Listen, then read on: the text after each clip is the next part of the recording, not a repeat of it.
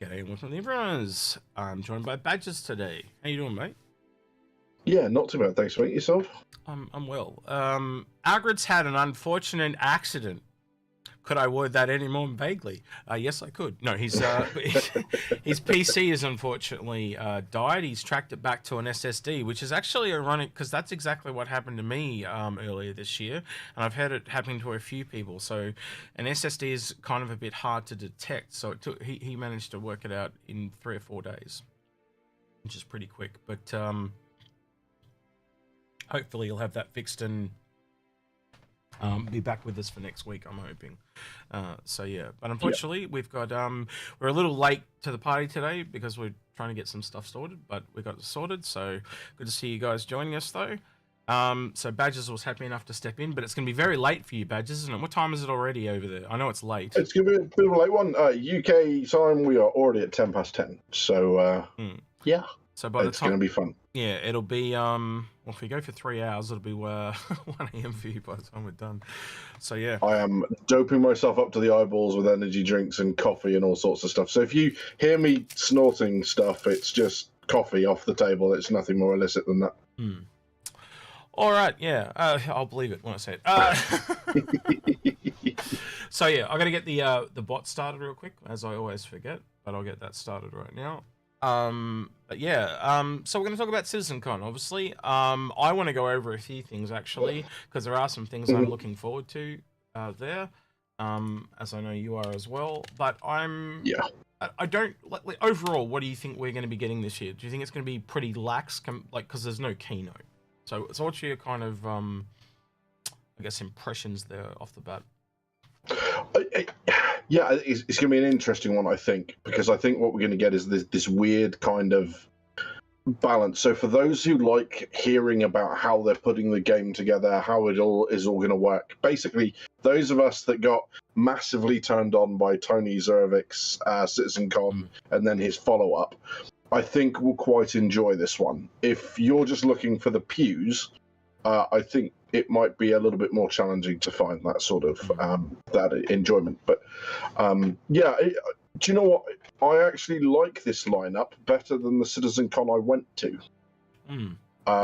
I think there's a little something in every presentation they've got for everyone. So, how about yourself? If you had to pick one of the it's hard. One of the sessions, it's hard to pick one, to be honest with you. Like, it is actually. If I kick it over to the browser, give me 2 seconds. Sure. Here we go. Hang on. I'm gonna press. And I'm going to be mean and say you can't pick ships. Well, that was the one I was going to pick. No, no. I think everyone's going to be interested in that one for sure. Like, there's a reason it's at the end. Let's be honest. But Yes. I've been on a few shows in the last couple of weeks, and there's actually quite a few. I as you said, I don't think there's one that I would go, I'm not going to be there for that one. There's something in every single one. One of the ones I did pick though was Louisville Redux. I think that's really interesting. I don't know why. I just want to see them because it's showing like it shows that fixing gap, I guess, so to speak. Yeah, it's going to be awesome to see them go back to the oldest planetary landing zone, not moon, before anyone tries to correct me.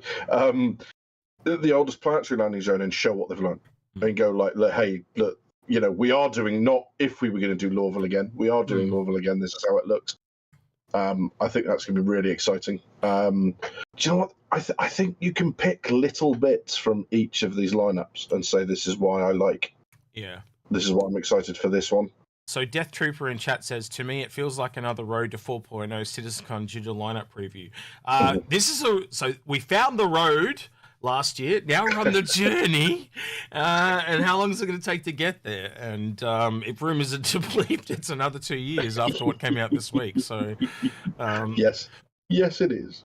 Yeah, but yeah, this is our 4th year of Pyro being teased, which is kind of crazy to me. And we probably won't get it until this time next year, based on where server meshing is looking and stuff like that, and getting this stuff together. I think we've got another year of Pyro, so we'll have to see what happens there.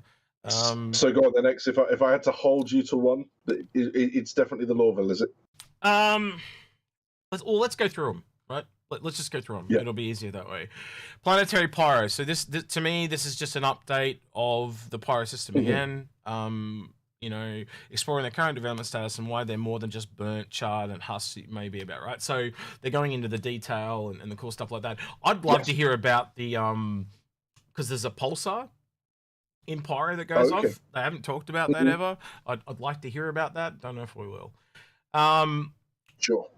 I don't know. What's your take on that? Do you want to rate it out of 10? Yeah. No, I got no idea. You can't rate it out of 10 because you just don't know at the end of the day. Exactly. I tell you what it does, what it says to me though, and it might say the same thing for you, it might not. But what it does say to me is exactly what we've been saying all along: is Pyro is more ready than the server meshing. So Pyro's now sat behind server meshing, waiting to go almost. Agreed. You know, they're making a lot more progress.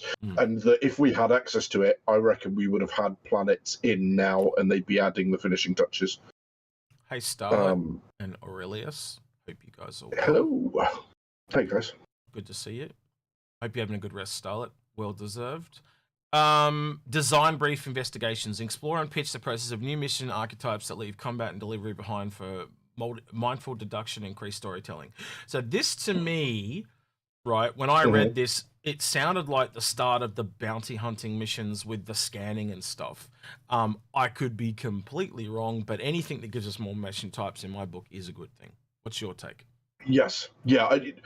For me, I think this is the help wanted, or PI wanted, sorry, in Crusader. Like the For those Covalix, that haven't done that mission, the Covalix, yeah, you go to the Gundo shipping hub and you investigate as far as you want to. You decide when to hand it in. The closer you get to the truth, the better the reward. But this, I'm not going to lie, I'm really hoping, because you could really kind of connect to the universe through missions like this. You know, if it feels reactive, if it feels intuitive, if you get the sort of actions that go, do you know what, I'd actually probably have done this if it was me in this situation. I've got an action pretty close to what I would have done. I think, you know, these sorts of missions, and you know, something that takes us away from, I think this is, it takes you away from combat or from cargo, and from cargo is, yeah. The first time you do that mission, it definitely feels very different from anything else. It does get repetitive, obviously, after you've done it a few times, but the very first time is just a feeling to it that the others don't capture. So I can agree with you on that one. All right. Absolutely. The new underground. When corporations, commerce, and caverns collide, take your first look at the enormous reimagination of underground facilities with the new gameplay possibilities arrive with them. Now, when I think about this, and I've had a few people talk about this, is it's literally dungeons. So you could literally take, like, it could be like a raid or whatever, or a heroic dungeon in WoW, where you go, like, it's a first-person dungeon, essentially. And it is, in a way, if you think it through. But if they can actually get those three different archetypes to work together, you literally could have, like, a sprawling system underneath the ground. And because the whole planet is hollow, you could make that as big as you want, essentially. Like, from a developer standpoint, that could go on forever, almost, as well, within the containment of the moon or planet. Absolutely. But that would be huge. Yes. So, the gameplay opportunities there are quite crazy. You know, elevators, underground, overlord bases, all that type of thing. So, I think you would agree the bunkers feel a bit samey at the moment. They are a little different, God, yes. but basically there's only there's only really 5 or 6 pieces, so they feel very samey. From someone who spends an awful lot of their time in bunkers, oh my God, do they feel samey? Give Area 18 bunkers. In other words, let us go down into the towers and that of Area 18. I don't think we'll get that, but I'm sure that'll come at some point. Because we've now seen, like, the inside of office buildings with Siege of Horizon. So we know that, you know, they're starting to do kind of work interiors and stuff. Let us do that in bunkers. It'll be great. But yes. Yeah. I think you know, stuff that's bigger. Sorry, go on. I was going to say, Dan in chat is saying, I'm not looking forward to CitizenCon. The only thing I'm looking for that will make me happy is Squadron 42 release date. And I know we won't be getting that, but I feel it's ridiculous now how long a single player has taken. I will agree that the single player has taken a very long time, Dan. But I also would say that I think the single player as a game is probably a lot bigger than most single player games. Especially when it looks like it's going to take 70 to 100 hours, and you go weigh that against other single player titles these days. I would say 20 hours is the max that you tend to get. That makes it like easily 3 times bigger. So you are getting a much bigger game than you would normally. And then when you put in the stars that are involved and stuff like that, I think it is a bigger game.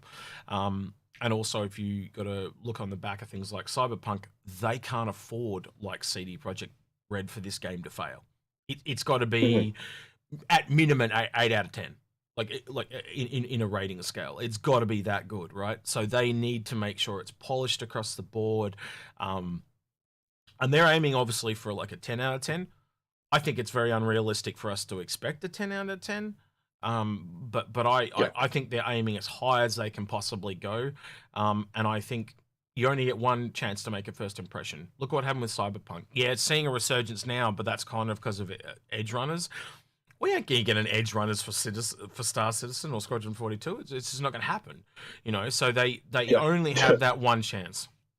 There's no way you're getting an Edge Runners for Star Citizen because the cast of Star Citizen would cost Netflix half of its yearly budget to get them to do any sort of long TV thing. And do you want to do a TV series if your cast can't compete with the cast of the game? Probably not. Maybe if they get Henry Cavill that really wants to do a show and he's doing it on the cheap or something. I don't know. I won't rule anything out at this stage. But they got very lucky with a lot of the people they got in that, right? So, and if they've got contracts for 3 episodes, they're going to almost reluctantly want to come back to some of the stuff, in ways. So we'll have to kind of see what happens there. So, yeah. So I'm going to do my best to not sound like a white knight. Just while I'm talking X, it doesn't look like the bot's picking up questions. I just realised that. Cool. So I'm not going to talk about whether or not Squadron 42 is going to be good or bad, because I hope it's going to be good, and that's where you start getting into the white knight sort of stuff. Yeah. What I would say, Dan, is the reality of it is, and no one can argue with this because we know this, it's in their financials. They're not going to lie in their financials because that's potentially a criminal offence, certainly a civil offence. When they started, they had 12 staff, only 7 of whom were developers. I thought it was... so they've... I remember it as 8, but okay, you remember it different? That's fine. Well, still a low number. But, we're talking practically nothing. Shempasta, his solid state drive has exploded, so he is without a PC at the moment. I did. Will be back as soon as we can. Badgers will tell you though, I did flirt with the idea of Algrid is dead again, or something like that. But I couldn't. I couldn't do it to you guys. Yeah, not twice. A fond farewell to Algrid. I would. That would have been yes. Yeah, absolutely. I'd be getting close to the lines of the boy who cried wolf or something like that at that point. So I'll probably save that for down the road. But Algrid, if you do watch us, mate, this one's for you, buddy. Yeah, good. I'd be glad you're getting it fixed though, because I was well, put it this way, it took me 9 days to work it out was the SSD, and he's done it in less time than that, so good on him. It really threw me though, because my SSD still turned on and all that, so mine was really complicated, where Algrid's is just dodo, so he probably got really lucky in that regard. So yeah, gotcha. Dan, going back to what we were saying, mate, they've had to build the studio from the ground up, right? They've gone from no studio, a basement, to 4 studios worldwide. There's one in LA, there's one in Austin, Texas, there's there's Germany, there's UK. They've got an associate studio in Canada. And one of the comparisons I like to make, because we've got the most information about it, is Red Dead 2, right? So Rockstar gave us a lot of information about the development of Red Dead 2. So it's not that they're similar games or not, it's that they are, we have the most information to compare. Rockstar are part of Take-Two. Take-Two Rockstar have an entire studio of 500 people dedicated to nothing but working on their engine. So when we see the tools that they're developing, like the procedural generation, the Planet Tech V4, all that sort of stuff, the rivers, the cliffs that they showed in last week's ISC, that stuff, we are developing from the ground up with few, or they have been until recently, with fewer people than Rockstar have in their game engine studio alone. So it is literally a numbers game, it's a money's game. And the other thing that Chris has kind of hinted at, and I'd be interested to hear your take on this, X, is yes, he gave us all these dates, and yes, he was wrong for doing so, because clearly they weren't going to hit them.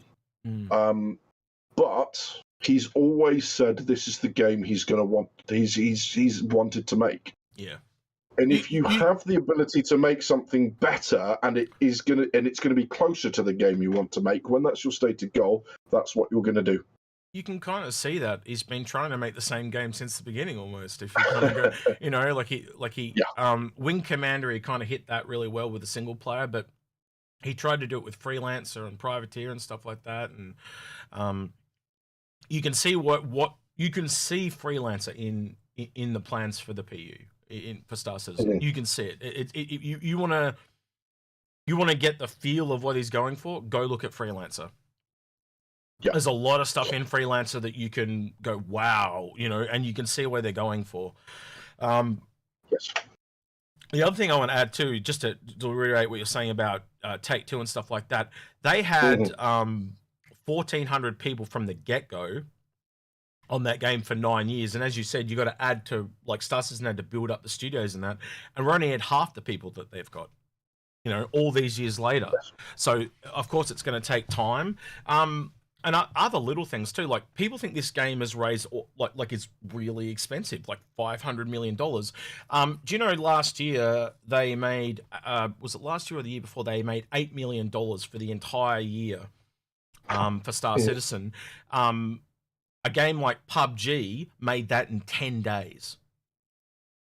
So the entire year's worth of money that CIG got, they got it in 10 days. So like, and people have come back to me and said, oh, but that's a release game versus an unreleased game. But that's not what I'm trying to get at. I'm trying to get at the sheer money. Everyone cries that, oh, $500 million is a lot of money. It's not when you talk in, like, the big heavy hitter games. There are much bigger games out there that raise far more money. And you know, you got to remember, we're raising this off the back of real people, not off a company. So a company's got a lot more money to play with than people, so to speak. So yeah. I will admit, on the outset, and that's how media like it, it looks like a long time. But you've also got to realize it's a much bigger game than most. I would put it up there with the size of something like Grand Theft Auto, but I think it's even bigger than the Grand Theft Auto, you know? Especially, it's the only game of its type when the whole thing's first person. There's a reason why people don't do games in first person, because it's just so much more complicated. But yeah, when it's done, great. There'll be nothing else like it. And any of you here, actually, let's do a poll. Algrid normally does the polls. Do you have the ability to do polls, or do I have to do the poll? I think I've got to do the poll. I think you might have to do the poll, mate. Yeah, I'll do the poll. That's right. What's the question? The question is, I think I'll make it simple. Is do you see how Star Citizen is unlike any other game? And I'll just make it yes or no. All right? And see what you guys say. And we'll let that run for however long. But I think that's probably a stupid question to ask, because most people are going to say yes, so they don't look stupid. But you get what I'm trying to say, though. It is a game that is just, I don't know, it's just got such a scope. I think it's like Grand Theft Auto and then all this other stuff tacked onto it as well. So yeah. It's a big one. Yeah. It's a big conversation there. We've talked about this a few times. I know you and I have, at least, and the others as well. I want to put that aside. We'll come back to it because I just want to finish this stuff for CitizenCon. Yes, and then sure. we'll come back. But hey, it wouldn't be an Inforunners episode if we didn't get sidetracked, because that's what we do. I think this is probably going to be the most controversial one, which is the need for multiple speeds. We all know how speed impacts combat, but how learn to master modes. Initially dealt for Squadron 42, this will impact the flight experience for the persistent universe and better define ship roles for vehicles in Star Citizen. So for me, that is kind of similar to the scanning mode and the mining mode and stuff like that, except you'll be like have a landing mode and fly in a straight line mode and a combat mode. I think that's what they're aiming for. What is that kind of what you see as well? Yeah, I think the interesting line for me there is better defined ship roles for all vehicles. So whether that means the capital ships are just going to get capped at lower, even max out speeds than so their max SCM becomes much lower than fighters, which would make sense, right? Because then you can catch them up even if you're just hydrogening around space, if that's a thing. But yeah, I mean, I would anything that better defines ship roles, I'm all for. So if they pull that off, that's great. I like the idea of landing in. This is kind of related, I guess, because you're going to have one of the master modes. I would imagine is flying in Atmo versus flying in space. Agreed. Yeah. And then, aerodynamics are going to play a part in that, which means weather's going to play a part in that. And I like the idea that we as kind of pilots are going to have to look at a situation and go, do you know what?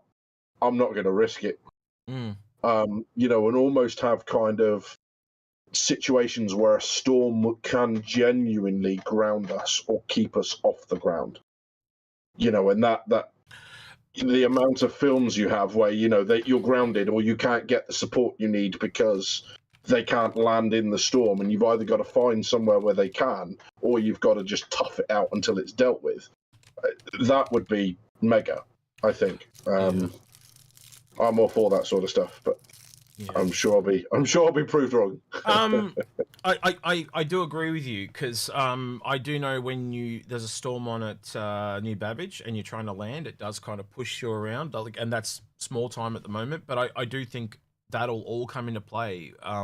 You'll get pilots that struggle to land at certain particular like one of the ones I think of is that there's a volcano planet where the whole thing the bases are like cylinders and they come up so you can land and then they go down again. And I think there should be places like that where it's like, this is a really hazarded place to learn and only the best people can get there, but that's why you're paying the big bucks. Yes. So I think that is a thing. I can definitely tell Chad is going off about the conversation we just had, so we are going to come back to that, guys. I just don't let me forget. Bring it back up. We'll go back to the complexity of the game in a minute. I just want to get this out of the way, because otherwise we're going to have too many juggling hats. So yeah, Louisville Redux, as I said, we've come a long way since our first planetary landing zone, and where you'll get a first glimpse of everything learned since then and is being reapplied. So for me, it's this learned thing, right? What have they learned about Louisville? What have they learned about doing all the other planets? Things like how it takes you 4 minutes to catch a train out to the gates. Louisville is a pain in the ass place to spawn a vehicle, as an example, compared to New Babbage, where you can spawn it at the Commons, stuff like that. Yes. So I'm expecting little things like that, where New Babbage was like a series of little islands, so to speak, that were connected by trams. I'm almost expecting the same thing to kind of happen with Hurston. We have the city, and you remember how they had all the little outlying places? Yep. I think it's, if I had to predict, in between outcrops of buildings or within areas of the city that aren't the spaceport. Yeah. And also, when you see it from above and you're coming in, you've obviously got the amazing features around the spaceport and the Hurston Dynamics building itself, but the rest of it's just like a series of big blocks, effectively. And I think that I would like to see that go almost completely. Sure, still have the covered areas. You're going to have to protect yourself somehow from the pollution on the planet, but make them far more detailed, all that sort of stuff. So the next one is Power Play, how the upcoming resource management system will change life in the verse as we know it, from combat to player homesteads, and allow true multi-crew gameplay. So resource management is like that stuff we've seen on the Hammerhead, you know, the nodes, it's fuel, it's bandages, it's everything, right? And I really, the feeling I'm getting about the way the resource management is going to go, and now I could be wrong, right? So I'm just going to put my cards on the table, is I get this feeling that it's like everything is a timer almost, right? You go out, you've got a certain amount of oxygen, you have a limited number of supplies when you go out. So you go out, and it's going to at some point force you to come back, and you're going to have to read the room, so to speak, and know when to come back. What do you get? Is that similar to what you're feeling? Yeah. Or what do you think? I think, you know, there's kind of like a fine balance for them to walk with that sort of stuff. Because if everything is a timer, it'll be fun to have something like the Millennium Falcon where something's breaking all the time. Yeah. And you spend stacks of time in maintenance. You know, you don't notice flying from A to B because you've got so much stuff to fix. But then if that's constantly stopping you from doing what you want to do, that's when it's gone too far. You know, every so often it's going to do it. But if it's constantly like, oh, look, we're coming into land. Landing gear's knackered. Right, back into space it is then. So I had this visual in my head as you're saying that, right? And I'm picturing, so you know how our grid's not the best with computers, right? So I was really surprised how quickly diagnosed that SSD, right? So I was picturing someone that someone's gone into their ship and they've put, you know how you can put the modules inside components, and someone's put a negative one in one of their things, and they're running around the whole ship trying to fix it constantly, like trying to keep, like, I don't know what's going on, and it's like for days and days and days until eventually someone goes, have you checked the modules in the components, and they find this negative one that's just been draining the whole ship of resources. That could be really amusing, and I'm sure that'll happen to some poor person along the way. But yeah, just the visual I got was quite funny. You know, they're stressing out, and it probably will happen, to be honest with you, because not everyone's going to know everything about the game. It's like that already. There's just too many things to know. Yeah, and you know, one of the things I find interesting there as well, just reading that, is that it's going to be a similar system for homesteading, which kind of lends credibility to what you were saying about it being a time system, because again, it becomes, you know, your components at your homestead become things that can break. You've got to keep a supply of these things kicking around. Everything becomes a logistics game in effect. Yeah. Really quick, just while I'm playing with the camera, I actually should have a new camera arriving today, fingers crossed. I actually delved into my own money and splashed out and spent $1,000 just because I'm absolutely sick of this one turning off.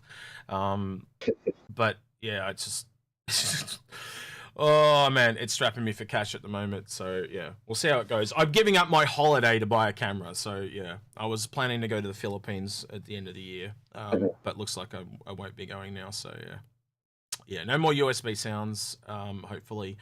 I ended up picking up a Sony, here, I'm going to butcher this, ZV-E10 is what I got in the end, so if you want to know what I got, and that should be here today, so yeah. Port Douglas? Why would I go to Port Douglas? That's where my step-grandparents lived. I wouldn't go there again. That was a terrible place. It's like living in an old folks' home.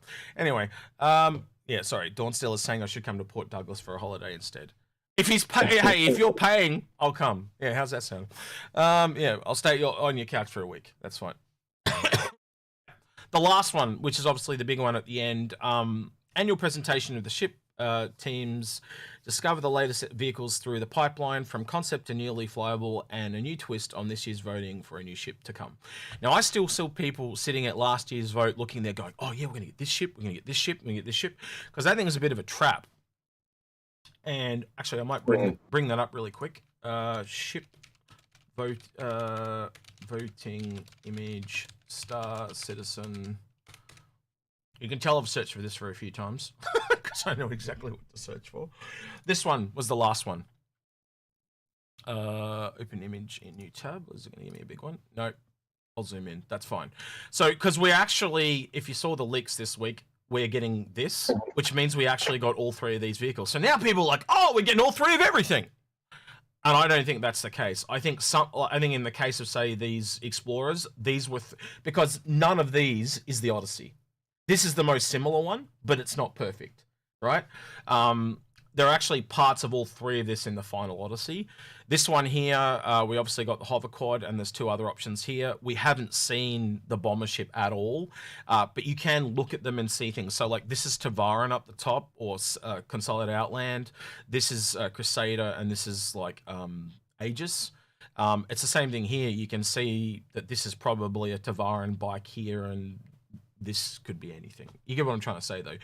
These are very uniquely, distinctly different, these three, but all the others are similar. So I think it's a bit of a trap to say that we're getting all of them. I think we are only getting maybe one of each column.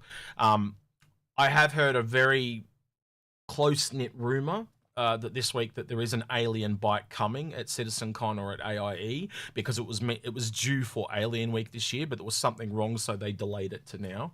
And I've heard that from a few people from a couple of different directions. So don't take it as concrete, guys, but that's something I've been hearing.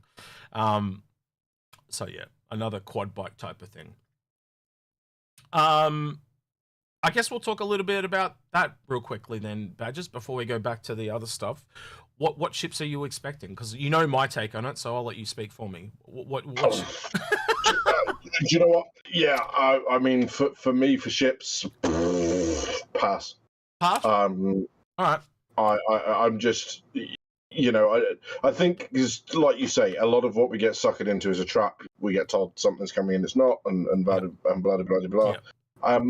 I just hope for, generally, a couple of non-combat agreed vessels, and preferably, you know, give us maybe insight at another new profession, or like a sub part of a profession that we've already been promised. Yeah. But something that's new and kind of opens up some stuff.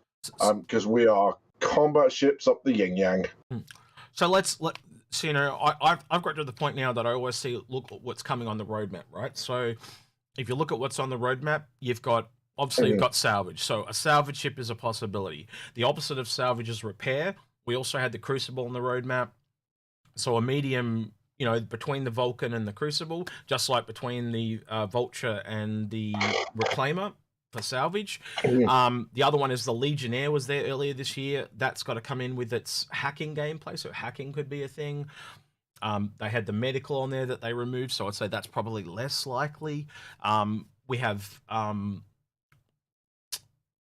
mining. I think they've got to do the underground stuff, so I think that's kind of taken off the table for me personally. So the only other one that I can think of is the cargo refactor. But I sit there and go, man, we've got so many cargo ships. But it wasn't until Alga and I started talking about animals a couple of weeks ago when we started talking about environmental transport. So if they were going to do a cargo ship, we did have the environmental stuff in the 400i. So I think a more dedicated to environmental cargo ship could be a possible thing. But that's about as far as I would go. And again, they're all if, buts, and maybes. But like you, I want to see more non-combat ships. I think we have been combated to death. Well, one of the things that we were talking about was, you know, what about the whole lifting and shifting cargo? And kind of like the idea last time. And I would love to see this come out of CitizenCon, or if not CitizenCon, then IAE, is give us a power loader. Give us the first of the Titan suits that allow us to shift stuff around. You know, because we were talking about, well, hang on, how do you place stuff on a grid? Do you just put it down and the system auto stacks it? Do you put it anywhere where it is, and wherever you put it down, that's it attached to the grid? Is it going to be that intelligent? And like, having dedicated loading systems like that would be great, because it's just something in your HUD. So whatever you're carrying, you flip into loading mode in your HUD, and it shows you where to put it, just like if you were going to unload a package on a delivery mission. Yeah. So this, that would be. Go ahead. Sorry. No, I'll let you finish. Sorry, I interrupted you. Yeah, so something like that would be fun. You know, something a little bit out of left field. To kind of hints at all the other things that you can do with it, but yeah. Sorry, go on. So I just wanted to go over this because this was a very telling thing for me, and this is more. This is just so you guys can keep yourself informed. This for me was the monthly report. It came out only, I believe, it was yesterday or the day before, and I just want to go through it. I'm not going to read it word for word, but long story short, it talks about the Drake Vulture being ready, the Corsair being ready, the Argo SRV is right near the end as well, and it also talks about the Hull C being finished off. That's 4 ships. But the thing is, I don't think we'll see the SRV or the Hull C until the cargo refactor properly comes in. To me, it's very telling that the cargo refactor is not as ready as it should be, unfortunately. I think we won't get that until the last patch of the year type of thing, if we are even lucky, and probably into next year. And that lines up with things that I've heard from people as well. The only real kind of cargo refactor stuff is in line with salvage, is what we've heard. So I'll believe it when I see it. But also, you'd have to imagine if they're bringing in a cargo refactor, the Hull C would be front and center, would you not? And it's not in the patch. So yeah. You know, I think the Hull C is going to line up 100% with where the cargo refactor is. So unfortunately, that's bad news they don't want to share. Man, I'm almost at the point again to do another episode on lack of communication. So, and you know how I feel about that. I've always said that they just don't treat us like babies. Just be direct and upfront with us, and we'll treat you the same. You know, there are okay. Let's be honest. There are people in this community that are babies, but they are a quiet. They're a loud minority, and they're not the silent majority. Maybe we need to do a better job of silencing. That sounds really bad when I say it like that, but silencing those really loud idiots, so to speak. And I don't know if I should call them idiots, but you know what I'm trying to say, don't you? I'm not trying to put words in your mouths or anything like that. I'm just trying to say there's some people that complain way more than they should, and I think it just comes from a point of misunderstanding. But you guys correct me if you think I'm wrong there. The poll, real quick, was 92% said, do you see Star Citizen is unlikely, unlike other games? So yeah, that's yeah, it's huge. Yeah. But yeah, I don't know what other questions to ask there, but I'm sure we'll do another poll or two today. But yeah, it's a really hard thing to put in a question like that. You know, now detail that. How do I put that in a poll? I don't think it's possible. I'd almost have to sit there and talk to all of you individually. But yeah, the game is just, we all know it's different. That's the reason we're here. So I'll leave it at that. Yeah, Badges, is there anything there telling from the monthly report for you for the ships, or? So I'd have to go and dig out where I saw it. But having said that, one of the things that I did see that I was really quite taken with is they were talking about the power management, resource management, all that sort of stuff. Yeah, that's... and they mentioned that it's coming for the Hammerhead, the Hull A, and both Ares variant, which is an interesting thing. They did, and I remember... yeah, you know, I think we knew it was coming for the Hammerhead because that's everything they showed, all the schematics when you were switching relays off. It was all in the outline of the Hammerhead. Yeah, but it's clear that they're actually... You know, which kind of makes sense. You've got a combat ship with it. You've got a non-combat ship with it, both with modelled interiors. And then you've got ships with non-modelled interiors, like the Ares, you know, that's just got the cockpit, and that's it. So yeah, it makes sense that they've got that variation.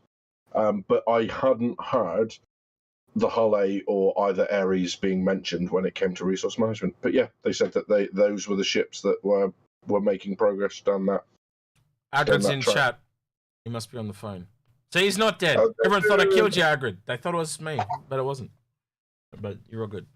Yeah, no, I can't remember where that was either, man, to be honest with you. But, you know, this is not a light read, these monthly reports, and a lot of us don't like to read, but to be honest, this is the stuff that we kind of do.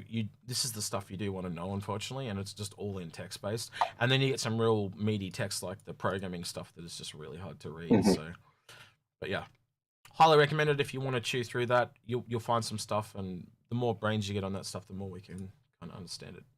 I think real quick before we go back to the other stuff, Day of the Vara.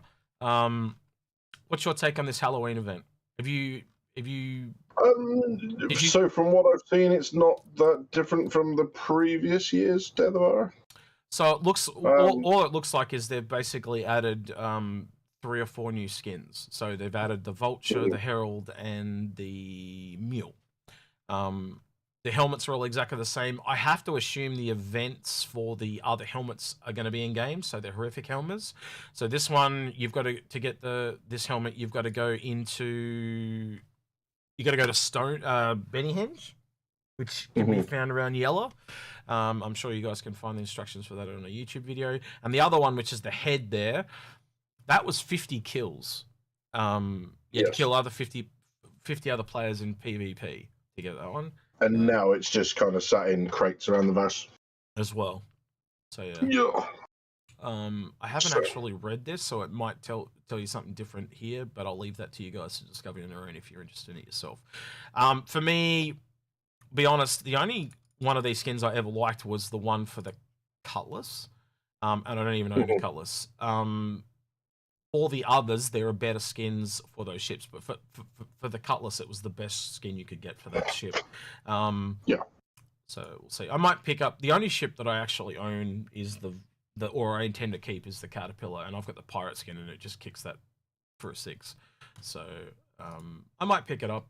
We'll see. I do find it funny when they say this is the best value. But you're lying. Yeah, I think I own one of these. I brought one, and it's just the default one, which is this one, and all the others I didn't really worry about. So, oh, there it is. Yeah, just the Dark Bear one is the one I have. So I just got the default. Didn't worry about anything else. But you know, we'll see. Not for everyone. They're doing a competition again for Some of these pumpkins were damn amazing by the community. Like they, damn impressive. Yeah. So yeah. I don't know. I do like that they do events. I just want to point out that something might sound a bit weird to you guys is all the Halloween skins are Drake, yet Pirate Day, they were all ages except one. Just saying, I think CIG's admitting that Aegis are pirates and not Drake. So yeah, I might be doing something obvious there, but yeah, to me it's a little weird. So yeah. Anything you want to add there before we go back to the other stuff? No, I really appreciate that they do stuff that's outside of the game, but it's kind of not my bag. Yeah. I won't be carving pumpkins for it, but yeah. Yeah. Yeah, Drake are the secret good guys, says Dawnstealer. Best Vulture skin released so far.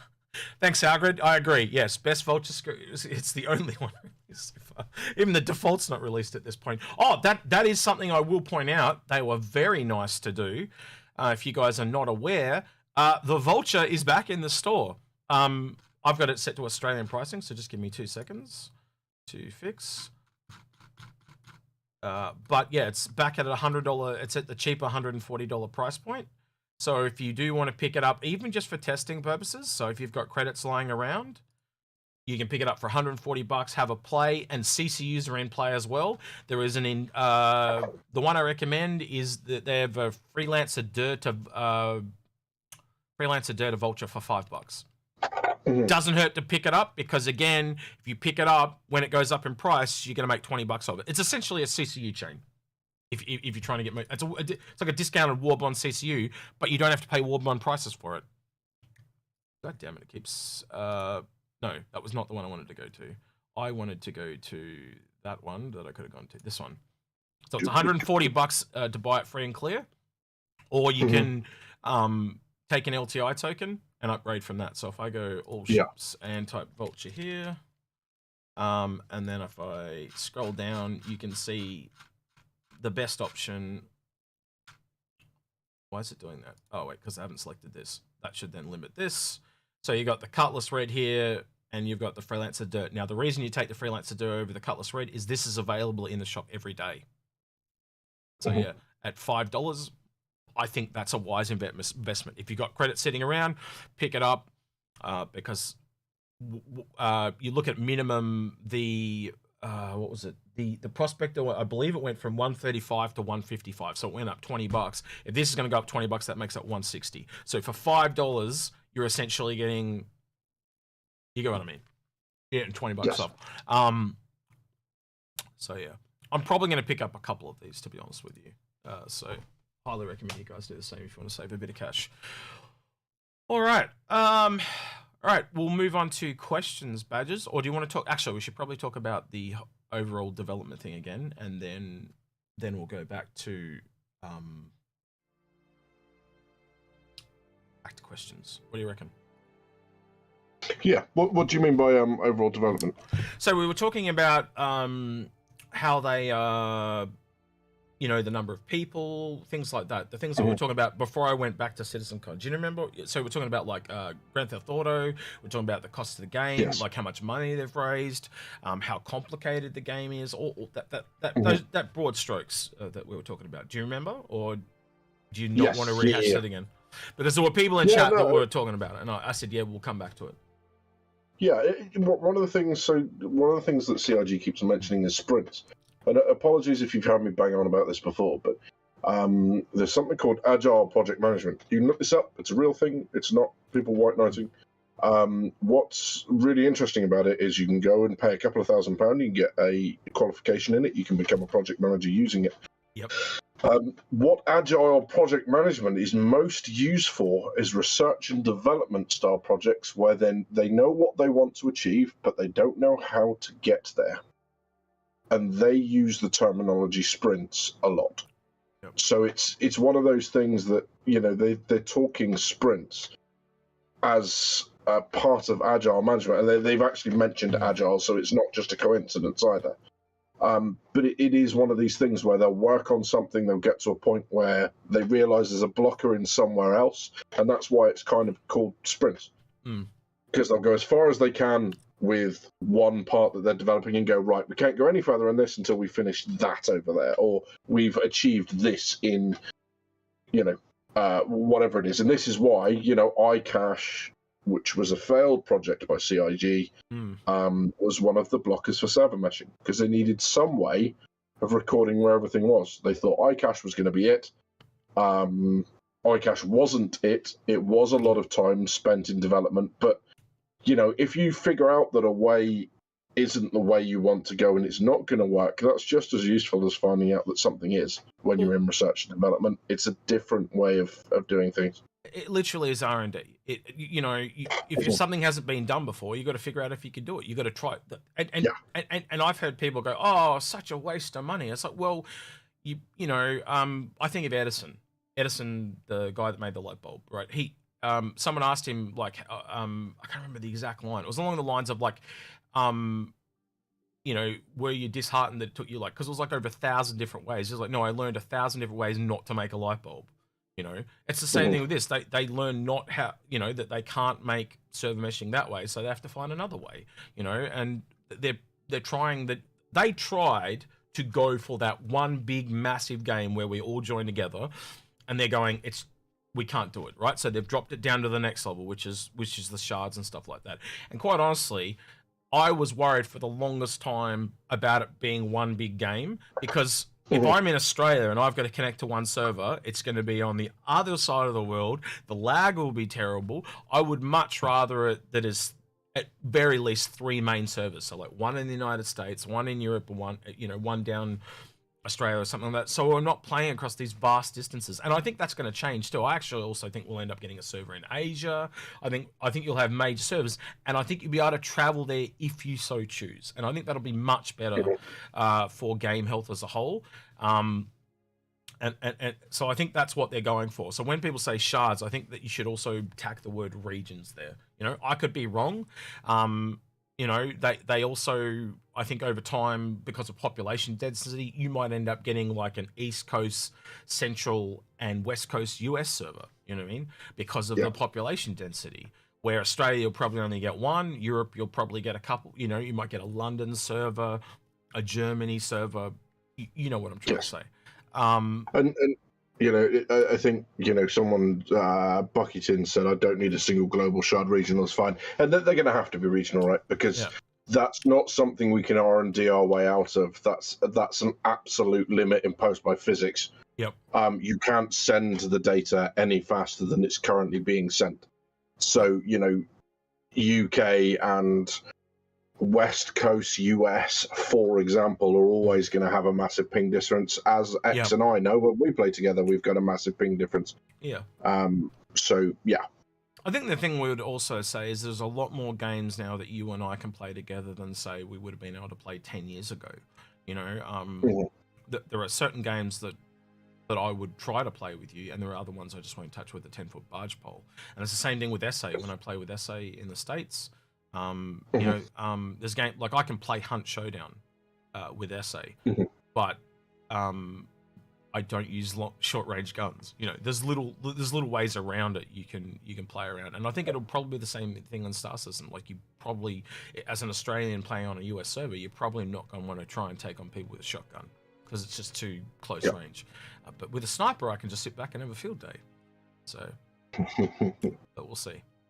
I also, the other thing I'd probably add to that is anyone that is aware lately, you get on the PTU, it's really noticeable at the moment just how much better the tick rate is on the PU than it is on, sorry, the PTU than it is on the PU, because they actually value the data off the PTU. They don't really value off the PU. That's just there to keep us busy. So it's really interesting when you get on there because it's just so much smoother. You can tell, yet like you and I will be playing it, I'll see you marching there on the spot for 10 seconds and then you'll be on the other side of the hang. So yeah, you shouldn't see how that's gonna go. Yeah. All right. All right, we've got some questions. But yeah, we'll go through the questions, and when these dry up, the show dries up. So it's that simple. We're about 51 minutes in, so we'll see how far we go. All right, do you wanna go to the questions, or do you want me to read them? Yeah. So Stop and Sniffer, good name, says when this is in reference to one of the panels at CitizenCon Saturday, when corporations, commerce, and caverns collide, new underground. Do you think we might see an underground landing zone? If not in Stanton, maybe in Pyro. Well, we know you've got landable hangars. They did talk about caves where you could go down into caves too, didn't they? I can't see why it's not possible, but do you want it to? Like, I'm literally now thinking the Death Star trench, or the, you know, you shoot the thing in the, what was it in the third movie where you shoot the thing and then they had to fly out as it's exploding. So it's like an underground base. So it's like underground flying mission, and you're gonna destroy the base. You know, Star Killer, or what do you want to call it? You know, yeah, it could be a thing. It really could. But you 100 systems, like an underground landing zone, it's got to be a given, right? Yeah, you can't survive on the surface. You can only survive so it's like an underground sealed cavern that they've just captured an atmosphere in, and they've released lots of air in there or something like that. And when you fly in, you've got to come through an airlock, essentially. Yeah, that'd be really cool. A completely underground cavern planet. That'd be sick. And then, yeah, it's a given. I think it has to be a given because that would just be simple. It's easy. It's contained. It'd be a really cool landing zone visually, like having all those stalactites and stalagmites. It would look really cool too. And there's some really nice ideas coming out in chat from Donstin at Kobe42. Basically talking about almost like a ruined civilization, landing in the ruins, going between old, decrepit buildings that are now basically just cave formations because there's nothing to them. That's a really nice touch as well. Yeah, like a Devaran civilization that lived in the cavern before or something. Yeah, that's okay. Yeah, I can see that. That's kind of cool. And yeah, and with 100 systems, there's you could have it at, yeah, I could sorry, my brain's gone like 10 different places at once because like you could, you know, so many different places. Sorry, I'm getting really started because it is literally going 10 different places. But yeah, you could have the underground stuff. You could also have underground bases. Like, you literally can now have the Death Star, essentially. So, you know, the synth world, which is a completely thingo world, maybe the government secretly, it is a Death Star. Do you know what I mean? So, like they have a hidden base in the middle of Sith world or something like that. That'd be kind of cool. Or the Vandal turn up and they've got a giant sphere. And you got to kill it or something like that. Yeah, okay, all right. I've got to stop thinking now because my brain's gonna. Yeah, you've really opened my eyes there. That's really big. Stop and sniff. Yeah. There's some fun to be had there. You know, even like the whole Riddick the planet gets burnt. So, you know, unless you're somewhere in shelter and in shadow, effectively, you know, everything else just gets incinerated. So yeah, there's a lot of fun to be had. With 100 systems, let's say average 4 major landing zones a system ish, you're gonna get some underground stuff. Definitely gonna happen. Aurelius Indomitus, question. I look forward to CitizenCon, but more for Pyro, and we'll go to it with my Gemini solo. You keep using the word question. I don't think it means what you think it means. That's not a question. He's just making a statement. That's fine. Yeah, you're just making a statement. That's cool. You just want me to read it out. Yeah. That's fine. That's fine. I'll be your floozy. Okay, Death Trooper 177 asks, I do. No, I am on the right question. Death Trooper 177 asks, do you think, being a significant anniversary date, they will have something special or significant? Yeah, I've heard this floated a few times, but you go first. Yeah, I think we might see something at IE, chip-wise, maybe something there that's a bit, you know, special to get our hands on. Even if it's like physical merch, like a 10-year anniversary collector's set of something or other, whatever it is. I think the problem with CitizenCon is they're held up by progress. So progress don't respect the fact that we are now 10 years down the line. You know, if only it were that simple. I think for CitizenCon, they are literally limited by what they can show, what they have the tech to show. So it would be lovely to see something like that. I mean, maybe we'll get a sneak peek of some Squadron 42 stuff. I don't really want to go into what happened today. Well, yeah, I don't want to go into that either, and I don't think we will. No. But if it's 2 years away, I would like to see an update. I'll agree with you on that. Yes. You know, if it is 12 months away, I was expecting 12 months. I really, really was. But now it's kind of come out a bit that they're saying it's 2 years. That's a hard pill for me to swallow. Like there are a lot of people experience burnout, not just creators. And I think this is not to put on my whingy content creator hat, but it's very hard to keep making content for a game for this period of time. And you're there with me a lot when, you know, on a weekly basis you're trying to make shows. We've been doing this for too many years now, and 2 years to keep doing it without the content to back it up is a little, you know, you guys are there right with us, you know, so you're going through the journey as well with us. So to know that you might have to wait another 2 years from today, when you've already waited all that time, it's a little bit of a hard pill to swallow. 12 months I can do, right? But I don't know, maybe if they share a little bit of it with us, we'll see. I'm sure we'll get through it. It's just that never-ending joke. It's always 2 years away, you know. Yes. And I thought we were finally under that. And we're like, oh yeah, it's only 12 months away. And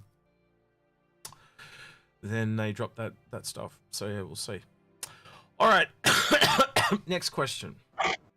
Okie dokie. Jay Voodoo Child asks, is the Endeavour Hope module combo considered the capital-sized medical vehicle? If so, can 2 or 3 chop shop modules on the Caterpillar check off the large-sized salvage vehicle?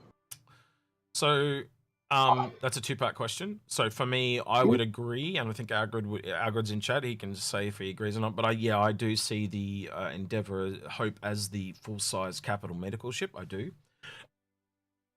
As for the chop modules on the Caterpillar, that is potentially a thing.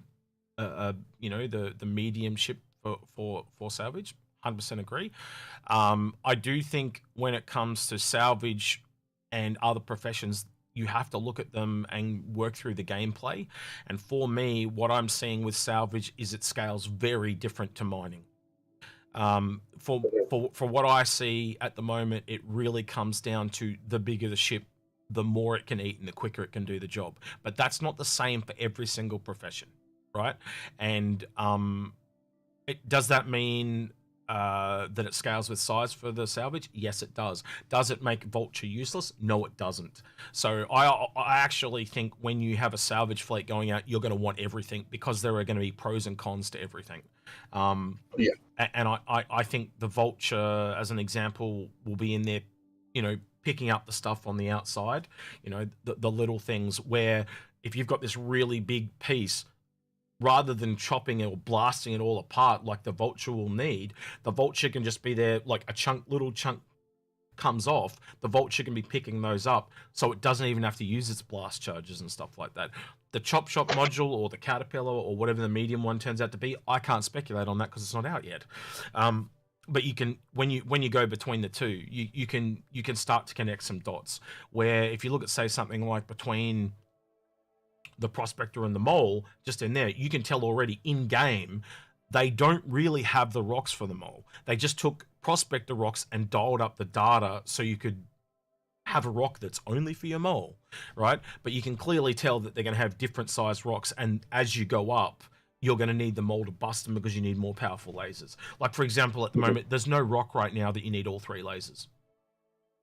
That just tells you that I'm correct, because you are going to need a rock that needs all 3 lasers. It's just that simple. But they're not there yet because they just haven't put them in game. So we're working with parts that are incomplete, and I think I'll leave it at that, to answer your question. But yeah, I still think the Chop Shop may or may not be a thing for the Caterpillar, because they did have 11 modules here from back in the day. But if they don't put the Chop Shop in, what if they put in some, that's the one module they cut. You know what I mean? Mm-hmm. So I can't call that yet, because we can go maybe. That's all I can do. So yeah. Do you want to go say anything to that, or do you want to go into the next question? No, I think yeah, I think we'll still get a large size salvage vehicle that's dedicated. The Endeavour Hope, I think the Endeavour at the moment is becoming a bit of a parking zone for all the stuff we really, really don't know how it's going to work.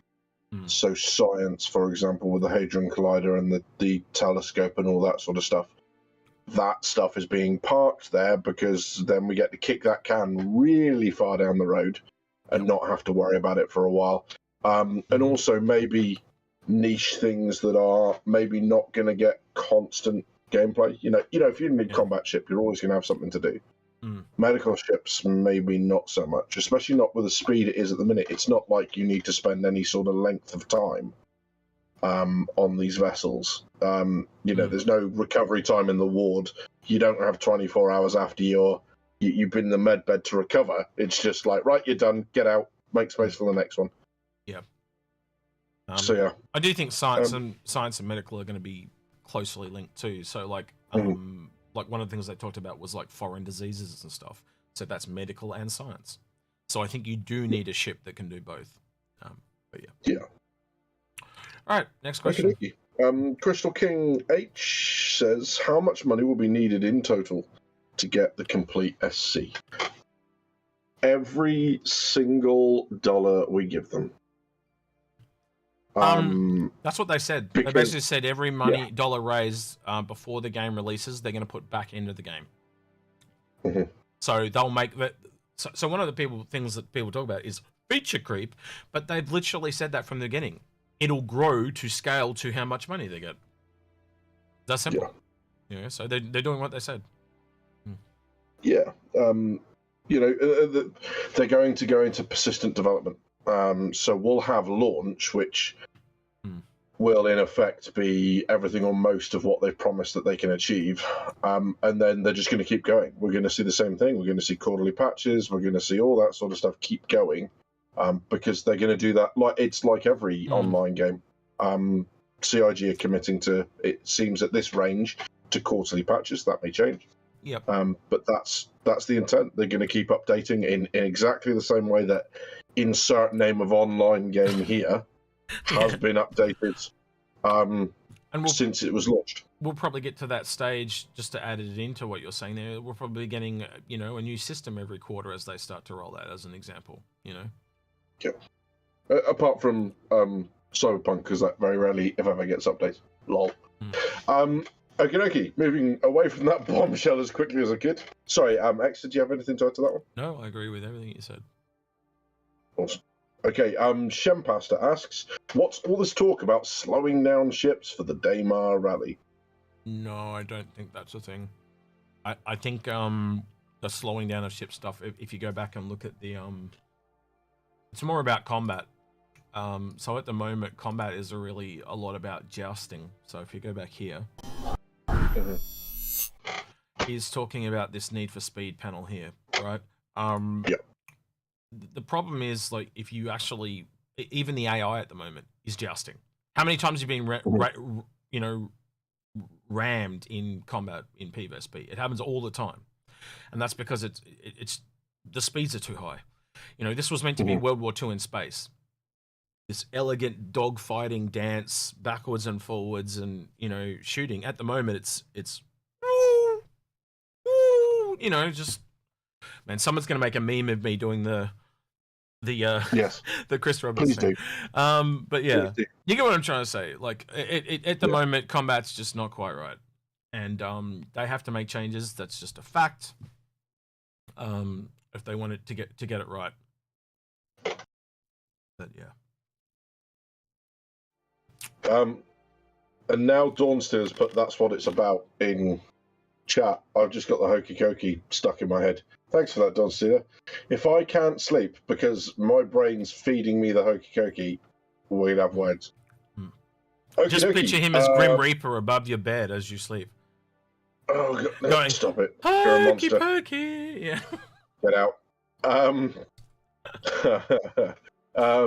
Shinobi Trip asks, what size do you think the Anvil capital ship will be? Will it be in the Perseus or Hammerhead range, or will it be Polaris sized? Because Anvil already have the carrot in the large / sub bracket. What's your answer? Bigger than the Carrack. I would I don't know. Let me give you my answer. I think it's going to be I think it might well be an Idris competitor. An Idris competitor? Okay. I think it is more likely to be a Polaris competitor. You clearly look at something like the Hammerhead, the Nautilus, and the Perseus. They're like nice little, the rock, paper, scissors analogy. That's that there. You got the Polaris that's clearly the scissors, but there's no paper or rock. And from the things we've heard, I would expect the Anvil ship, if it was in that size category, to be the rock. But, that's based on a few things. Like when Paul talks about the lore, there is clearly a ship that's an older one that came from Chase Aerospace, and Anvil brought the rights to Chase Aerospace. So ships like the Gladiator and the Hurricane are older ships. There actually were Chase Aerospace ships that just have the Anvil label on them. This would be a ship like that. So it's an older armored ship, much like the Perseus. So the Perseus is armored. So it would be what the Perseus is to, say, the Hammerhead.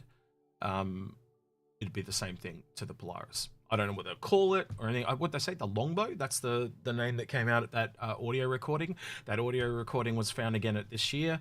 I'm not going to hold my breath, though, right? I've been holding out for this ship for way too long at this point. Way too long. I think Aaron and I have been hearing things about it for 5+ years now, right? Definitely coming. This year, don't know. Got the Liberator last year from Anvil. So that there are a couple of large ships in that large segment, not just the Carrack. You've got the Carrack and the Liberator that are both large. So this will be, you have to go bigger than that, obviously, because I'm almost at some point expecting an Anvil ship that is Idris Kraken size, like you said. But from what is in the lore, and the lore is the only real thing you've got to go on at the moment, is that ship is Polaris sized. you know, based on the stuff that I learned from Paul and Algrid. Algrid, would you just real quick, Algrid, would you say Polaris or Idris sized? So just, or what size, give me a ship that you think it's akin to in chat, and we'll let people know your thoughts as well. But other than that, so you think it's Idris size. What leads you to believe that it's Idris size, or was that just a guess? Literally just a guess. Oh, okay. You know, I think looking at what we've got in certain ranges, we've got, I mean, they're slightly smaller, but you've got, in terms of ships with hangars, you've got the Odyssey, you've got the Carrack, you've got the Polaris. You know, whereas you look at the Idris as a combat ship, it's got the ability to take 2, 3 Gladiuses. You know. Yeah. So, yeah, and agree with what Algrid said as well. The Perseus is not a cap ship. Neither is the well, no, Hammerhead Corvette. Is it smallest cap or is it sub cap? So yeah, Algrid agrees with me and Paul, and he says it's Polaris size because of lore, not Perseus because Perseus isn't cap. But yeah, the other reason it wouldn't be Perseus is that trio is kind of complete now. They can put more ships in there if they want, but they're starting to 6 degrees of separation type of thing. You'd start, you know, you got halfway between the scissors and the rock. What do you have? Halfway between the rock and the paper. What do you have? And you see that in the smaller ships because there's more of them. But as you go up, you get more and more unique roles with bigger ships. That's to me, that's kind of a strength of the bigger ships. The more people you get, the more tailored it becomes. Where when you're a solo and a fighter, the fighters are more generalized, and that's why there's more of them. But we'll see. Yeah. Yeah, it's interesting, Johnsky. I would agree with you that the Perseus is Corvette size. However, the website has it listed as a frigate, which will put it in the same class as an Idris. This is something you and I talked about. Silly.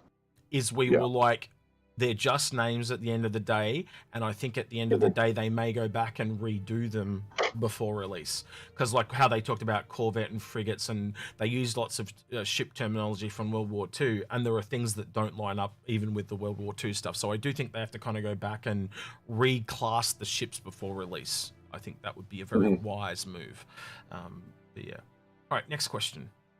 Yep. Okie dokie. So we have click. Aurelius Indomitus says, do you think we'll get the Vandal Bomber Void? Is that what the Vandal Bomber's called? I take it. Yeah, it is. I don't think we'll get it in game. I think that'll be a Squadron 42 asset. I don't think we'll ever get it as a ship that we can own. And if we do, it'll be, as you said, a kick can down the road. It'll be after release or whatever. So yeah. What about you? Yeah, I think they'll have to. I've got to ban a couple people from chat. Algrid being one of them. The both of you. I will. Honestly, Algrid, I don't know what you're laughing about because I'm just going to call you constantly on Discord whilst I can't sleep. You monster. So yes, I think there'll be some Vandal stuff we won't be able to get our hands on, or maybe the only way to get your hands on it is actually capture it in real time in the game. Yeah, so that'd be quite cool.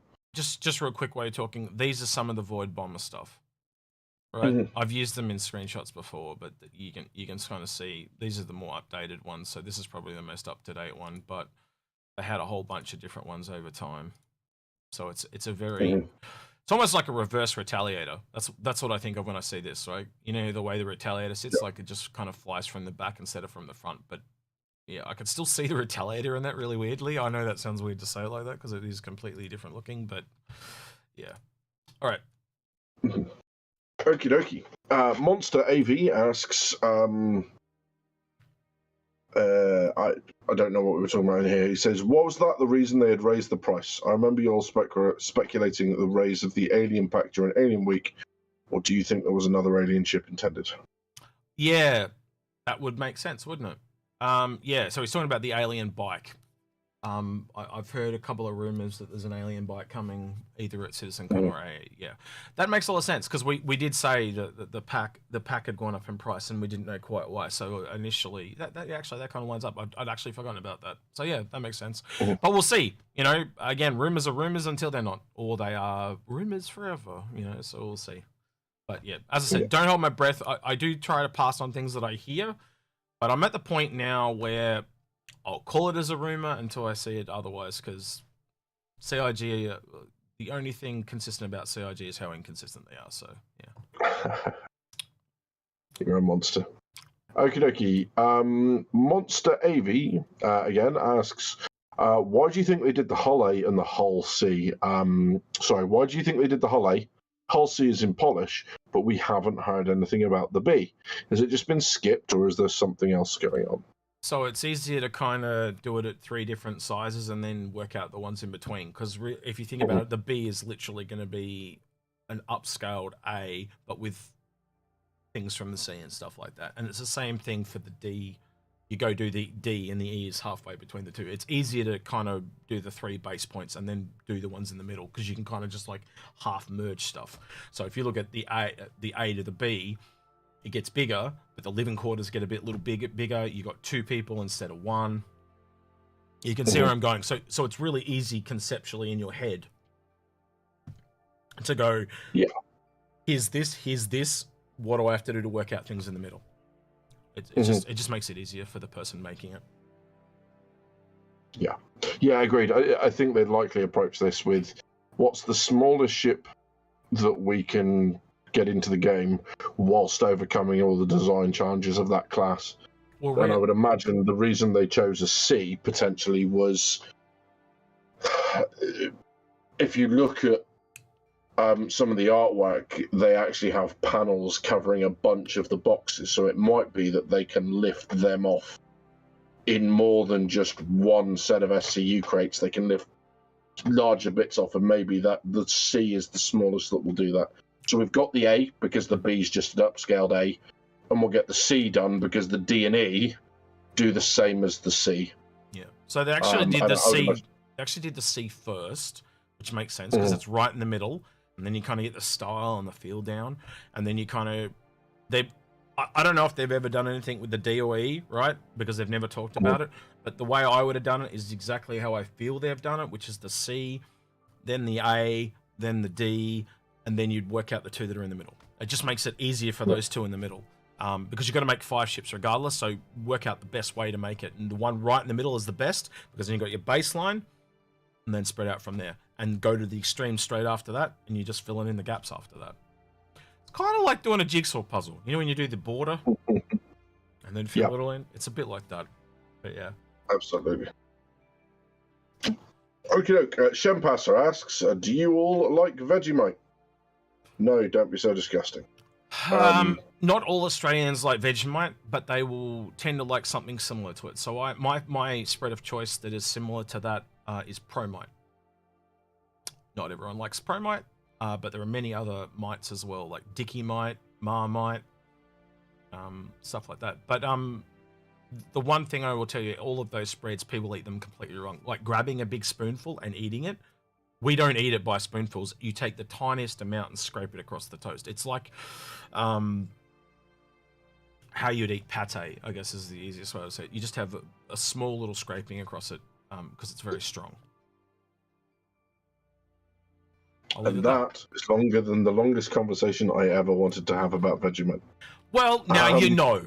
Don't eat it by the spoonful. It's not Nutella. Right. Johnski asks, Lightning F8C, question mark, model is already done. Squadron 42, mate.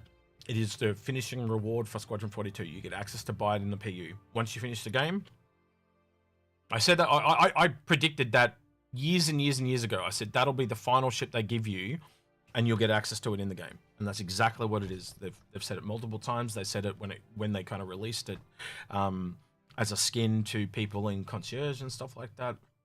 It hasn't changed, and it won't change. You want access to that ship? That's your reward for finishing the campaign. And it's a good one. I think there should be a reward for finishing it. You know, but get you motivated to play it. Don't have to play it if you don't want to, but then you don't get access to the ship. It's just kind of like doing Pirate Swarm and getting access to the pirate skins. Same thing. You're getting access. Yeah. What's your thoughts on that? Yeah, sorry, 2 seconds. If you can hear me typing, it's because I'm telling X to stop being a monster and eating on stream. It's because he knows I fucking hate it. Excuse my language. You're a monster. He just does this to make me suffer. Hey, look, if I wasn't on stream, I'd be doing it to you too, so don't worry. Yeah, F8C, exceptionally cool ship, and exactly as X says, I think that's going to come out when Squadron 42 releases. That'll come out with that patch. Or in that window, so that we can have it once we complete Squadron 42. Cool, John. It's almost like, mate, you're eager to have your question answered. John Stevens says, "When do you think the Polaris will be in game?" And then John Stevens says, "When do you think the Polaris will be in game?" And then he answers again, Lydia.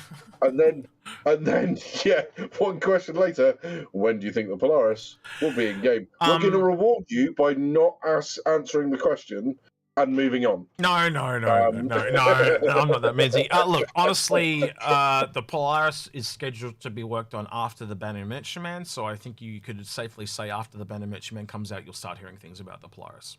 I think I'll leave it at that. I'm not going to say how long it's going to be, because obviously we were told that the Banner Adventure Man will be out early next year, was on the schedule, and it might be later than that. It does look like it's, we haven't seen anything in maybe a few months at least on the Banner Adventure Man. The last time we saw was the internal grey box, so it's obviously moved along since then. So hopefully, maybe we'll see something at CitizenCon on the Ship Talk panel, and that'll show how far along the Banner Adventure Man is. Yes. Do we expect the Polaris to take as long as the Banner Adventure Man? No, I would have to say no, I don't, because a lot of the Banu stuff hadn't been done before. So there were just, more R&D, as we've talked about. So with the Polaris, we know they've worked on things like the Bengal. We know they've worked on things like the Constellation, the Mantis, the Scorpius and stuff like that. So they've got more of a, an art library to build from.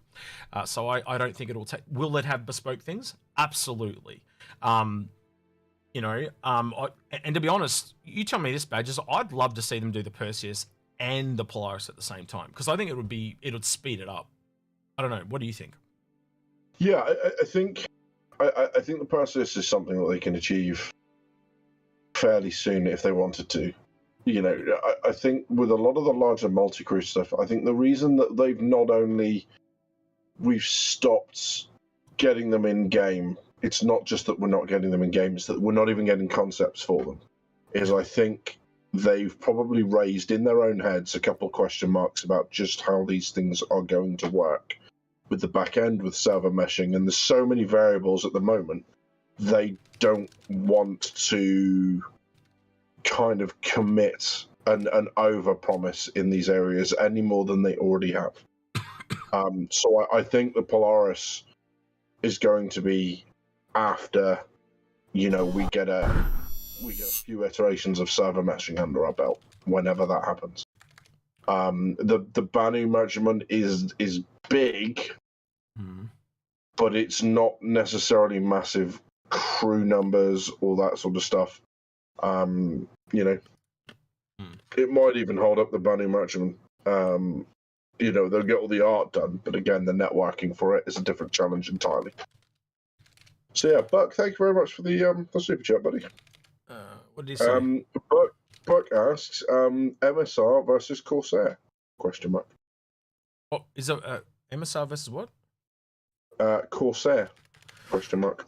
That comes down to taste. That's a tough one, because there's a couple of different factors there.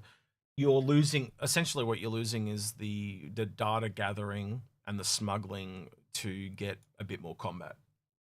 Is how I'd look at it. So what do you prefer? Do you prefer the smuggling and data running? Does the Corsair not have data running as well? No. I thought it had like a server room in the center of or is that just the turret stuff? That's just component. That's a component room. Sorry, someone asked in chat about the BM is bigger than the Polaris. Now this is obviously not taking multiple decks into account, but I would say the Banner Merchant Man is probably bigger. You got to realize they've both got a hangar. So once you kind of take the hangar out, I would say the Banu is probably bigger. it doesn't look like it from above, but let's just change the camera. So like if we go, wait, nope, wrong one. So let's try this one. Yeah, that's probably a better way to do it. So that kind of changes your perspective quite a bit. Like this is clearly the bigger ship, in my opinion. But hey, you can tell me I'm wrong. But that's just to answer. Who was it? I can't remember who asked that. There was a guy in chat that asked. I believe it was Dawnstiller. I think it might have been Dawnstiller. Yeah, I would expect the Polaris to take at least a year though as well. So yeah.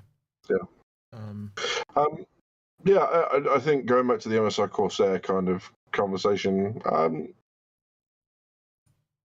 I think it's going to be down to personal preference. Yeah. Again, you know, there's slightly different roles, but you know, play with one, enjoy, and if you don't, use the other one. Yeah. If not, just get a purchase. Okie dokie.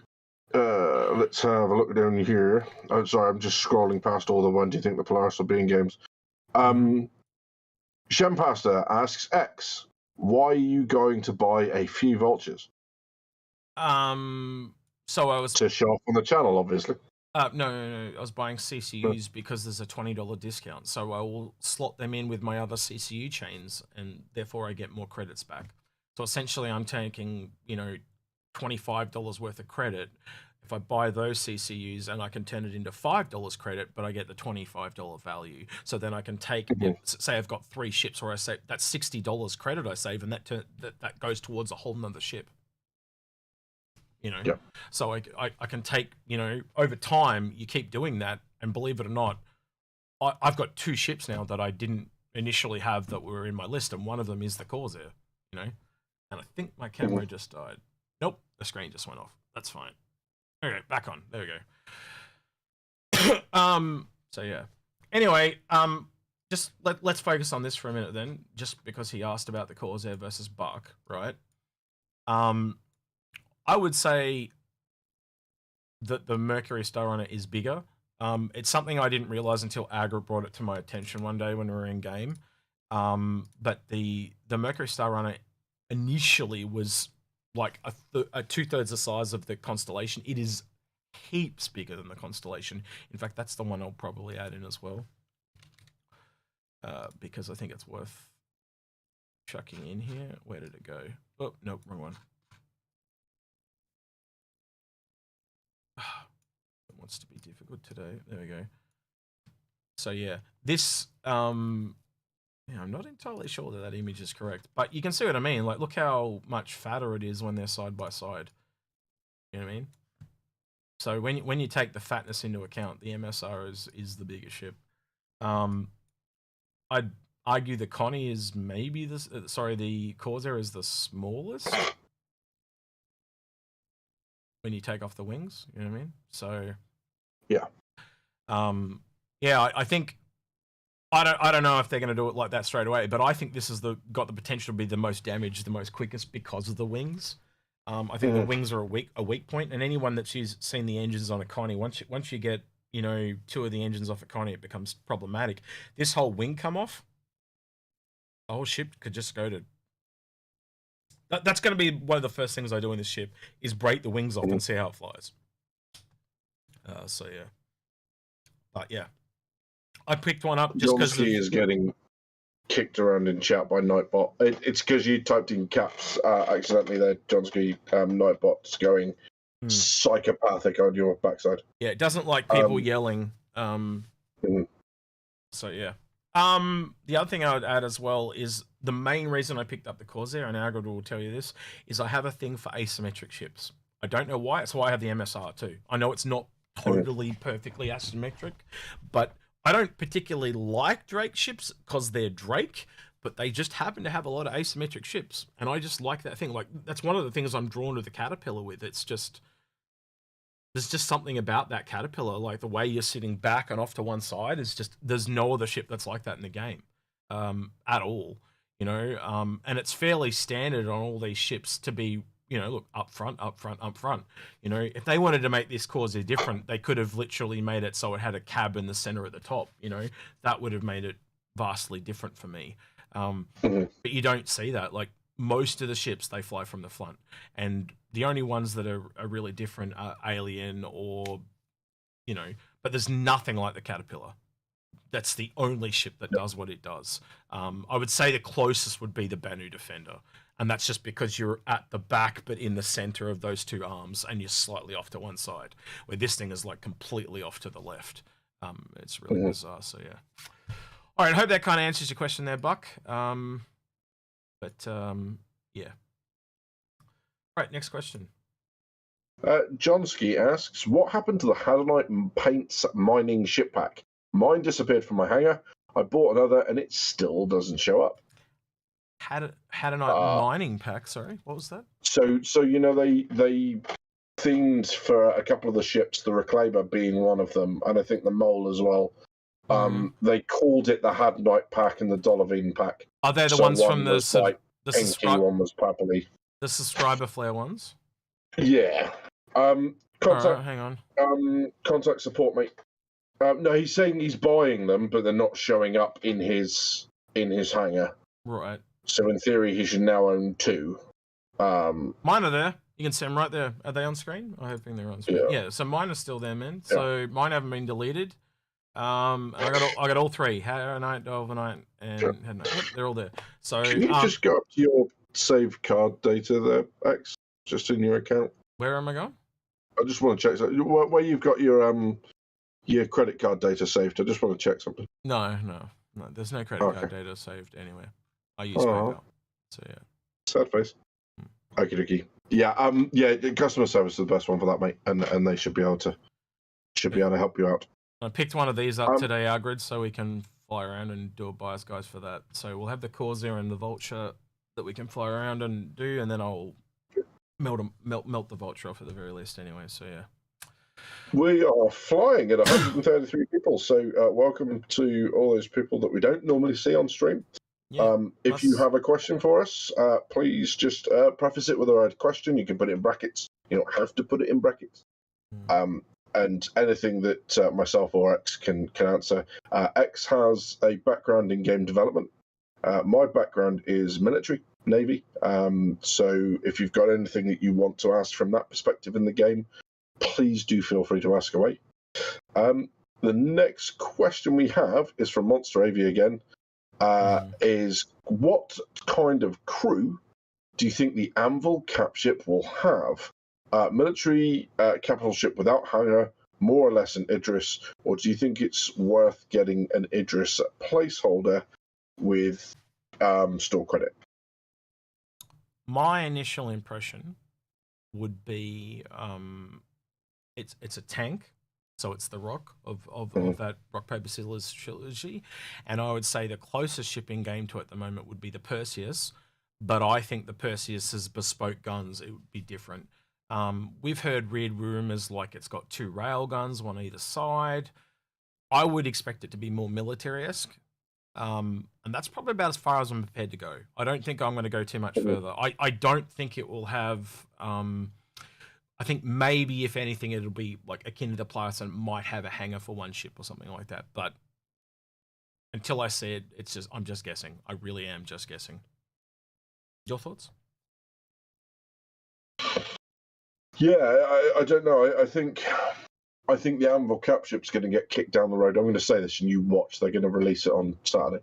I think the Anvil cap ship's going to get kicked down the road until they sort cyber meshing, because that's going to, the better they can get that is going to basically dictate how these big multi-crew ships are going to work, and how ambitious they can get with them. We've got ambitious already, don't get me wrong. The Javelin is pretty damn ambitious. Yeah.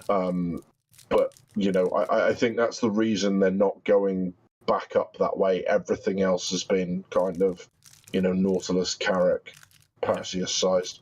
Yeah, and even if you look at, say, the Idris to the Kraken, you know, Idris is like, 23 players, I think they say, where the Kraken's only 10.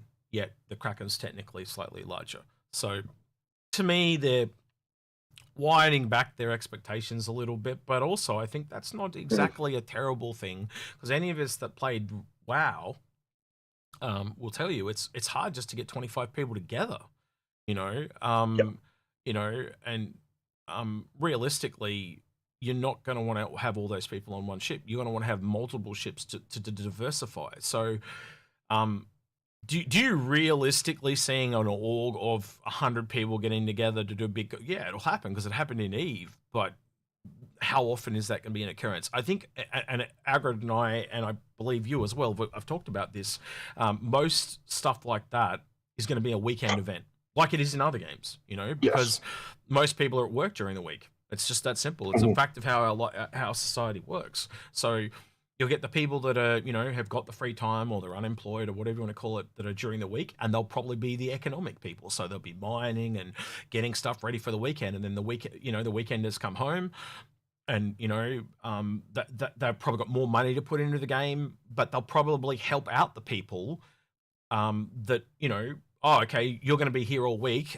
Here, borrow my ship, and mine, you know, and I'll go 50-50 with you. You mine it, and you know, keep half the resources. I'll keep the other half, or whatever.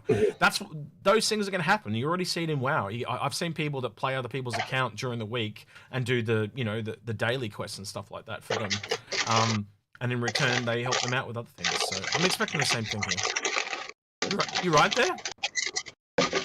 Yes. Sorry, chocolate. Someone was asking about why I eat all the time. I just want to. This comes up about every 6 months. I have a really bad asthmatic cough at the moment, which you look. I'll mute it for you usually, but right, it's really really bad, right? So by taking the lozenges, it creates saliva in my mouth, and so therefore my mouth's not as dry, and therefore I don't cough as much. So it's for your benefit more than it is mine, because I don't take these any other time. I just eat them or suck on them while I'm doing this, because when you're talking and stuff, it dries your throat out. So it's just trying to make it more palatable for you guys.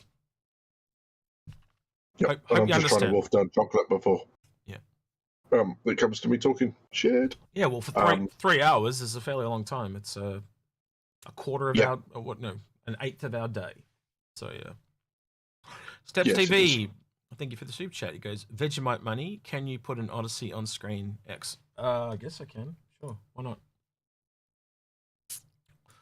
You want to see it up against these two, I assume. That is your thing. Odyssey.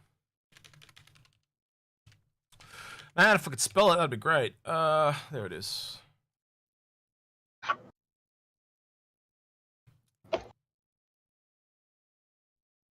Wow, that's actually kind of scary how tiny that thing is. That's actually smaller than I thought it would be. Wow. Wow. Put a carrot up. Wow. That really blows my mind. Wow. Thank you for that. It depends. I mean, because the Odyssey and the Carrack are roughly size equivalent, right? I think there's a 40-meter difference. Yeah, that's what I expected.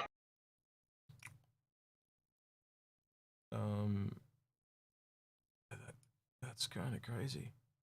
Yeah, there's only a few. I know technically the Odyssey doesn't fit in the hangar. I know that for a fact. It's basically a few feet of glass at the front of the Carrack that's got over the Odyssey, bar that.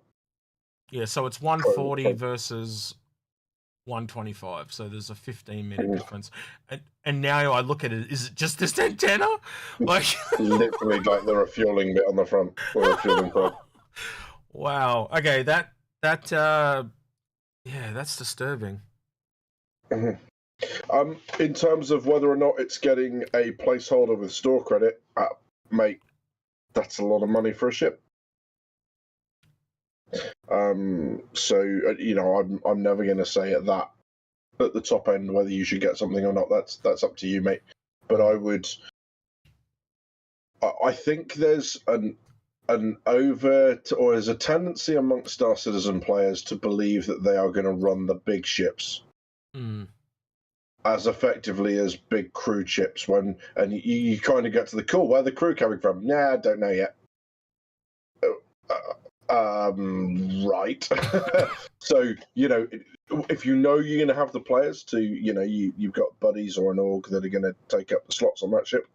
Bearing in mind how many people in orgs tend to have the big ships, it's like, well, you can't all be captain of your big ship because no one would be crew. So that doesn't work. So yeah, I mean, if you've got the people to back that up, then great. I just scrolled back up in chat. There's a guy called Red Sai. He just found the channel. Yeah, grats. I was trying to remember who it was, but yeah, Red Sai, grats. Nice to meet you, man. Zeb Pilot has just super chatted $2. Thank you very much for that, mate. And he said Herald. So I guess we're just taking requests as to what to put on the screen now. Cool. What do you want? You wanted the Herald added in. Herald, yeah. Why would you want the Herald added into this? I don't know. All right. Okay, they're done. Oh wow. Johnski for $20. Thank you very much, mate. Could you put the 890 jump up with these? Ah, for fuck's sake! This is just turning into a meme fest at this point. Dance, monkey, dance. Yeah, it's a little bit like that. Actually, I'm gonna have to put this. I'm all for this, guys. We can keep this up all night. That's what it is. I'm a dancer monkey. Got to turn it sideways though. Yeah, I'd say the Expanse could fit in a size 100 based on that. Aaron says you're onto a moneymaker. This lads. He's like, yeah. So now what we do in about half an hour, we go, look, if you want this ship to stay on the screen, you start deleting them. Yeah. You've got to fund Badger of Perseus. Yes. Come on. Yes. Maybe we should do that as a drive one day. We'll do a go. Oh my God. Badges of Perseus because he's a poor prick. Yeah, that'll be the name of the stream. Marek is just super twatted.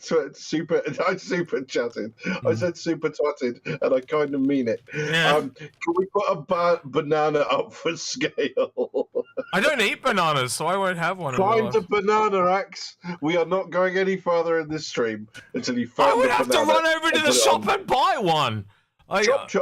Google it. I mean. Oh, I get what you mean. You want me to just Google a banana? Yeah. It's like for a sense of scale. You've got to get the scale right to within like a couple of centimeters. Yeah. Well, look, I've just drawn a banana. There you go. Can you see it? Yeah, it's the scale. There you go. And Buck, thank you very much again, mate. He said endeavour with Biodome.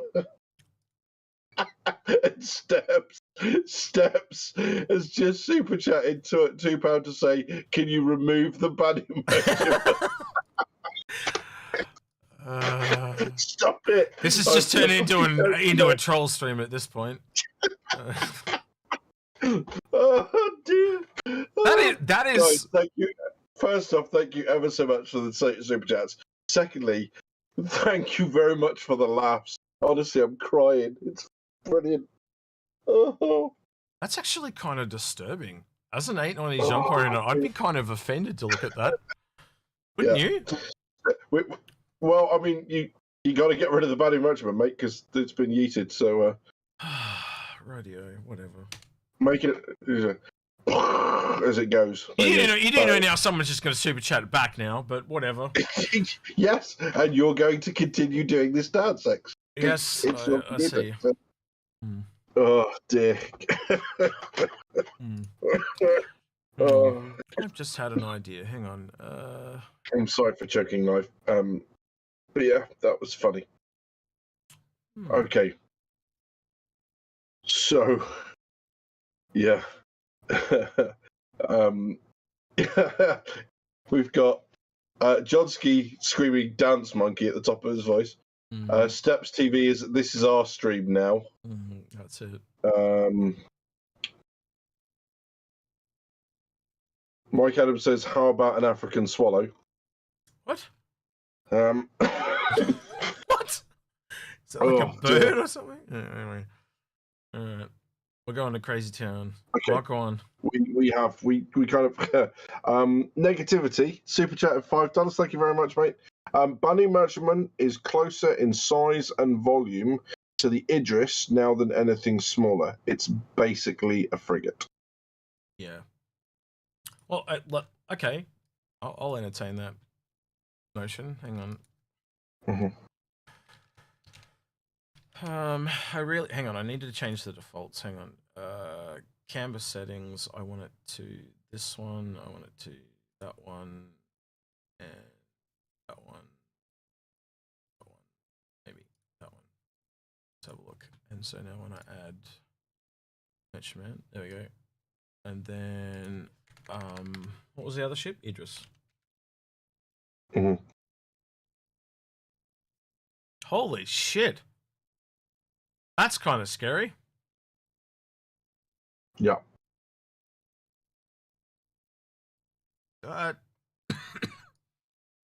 He's kind of scary.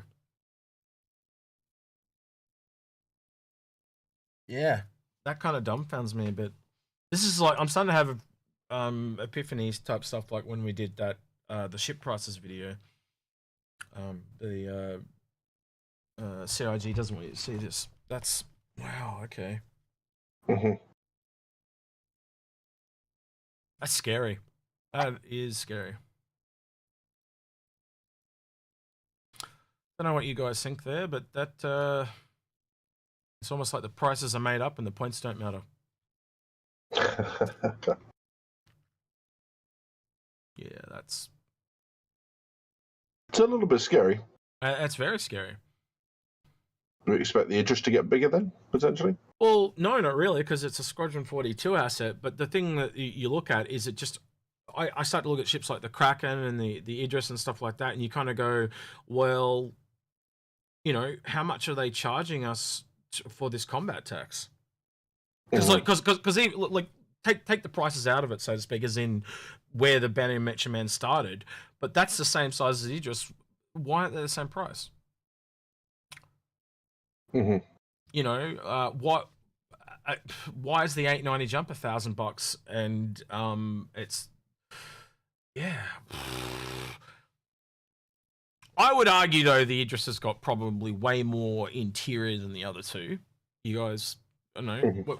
Let me know in chat, guys, because I think the Idris is going to have a lot more. Actually, it's got that huge ass hangar though, doesn't it? I think shit. The other way is they obviously are going to have they're obviously going to have an idea in their heads, or at least Chris's, of how regular we're going to see each of these different types of ships in the verse. So the price is a way of basically kind of artificially adhering to those sorts of numbers. You know, obviously it would be weird for every ship, you know, to be an 890, or every second ship to be an 890 jump, in exactly the same way as it would be weird to go to somewhere where every second car on the road was a Bentley. Someone in chat said the people that brought it the original price got such a bargain. You mean like me?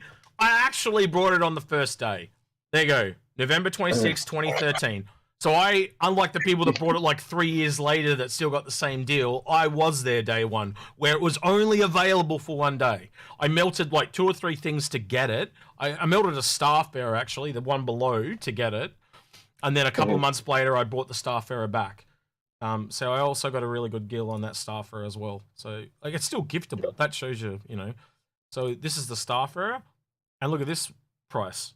175. Half price is what it is now. Because I brought them on the original sales back in the day. So yeah.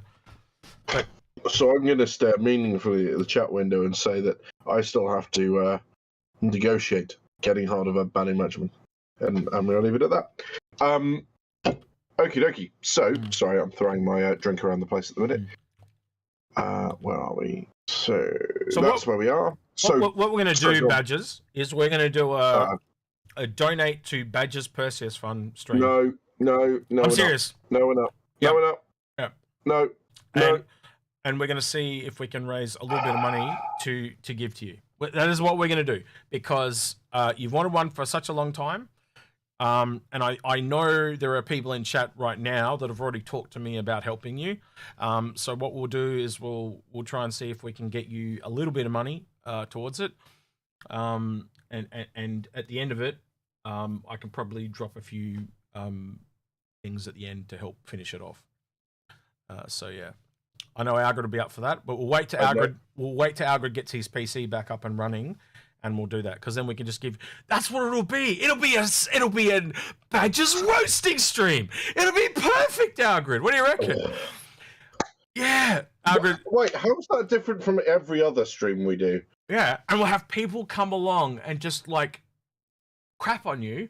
And in return for crapping on you, they get to give you money. See, I was gonna have a nice kind of emotional, like vulnerable moment with chat, and do you know what? I'm going to allow that message because it's factually accurate. There you go, Trinivant. That is a factually accurate message. Thanks, mate. And now I'm going to ban you.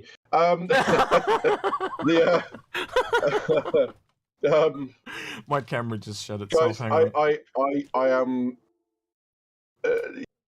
You'll often hear me sound massively not thankful. As X will tell you, he is long-suffering. Anytime he tries to do anything for me, lights, green screen, anything, I am the least accepting person of charity on the planet.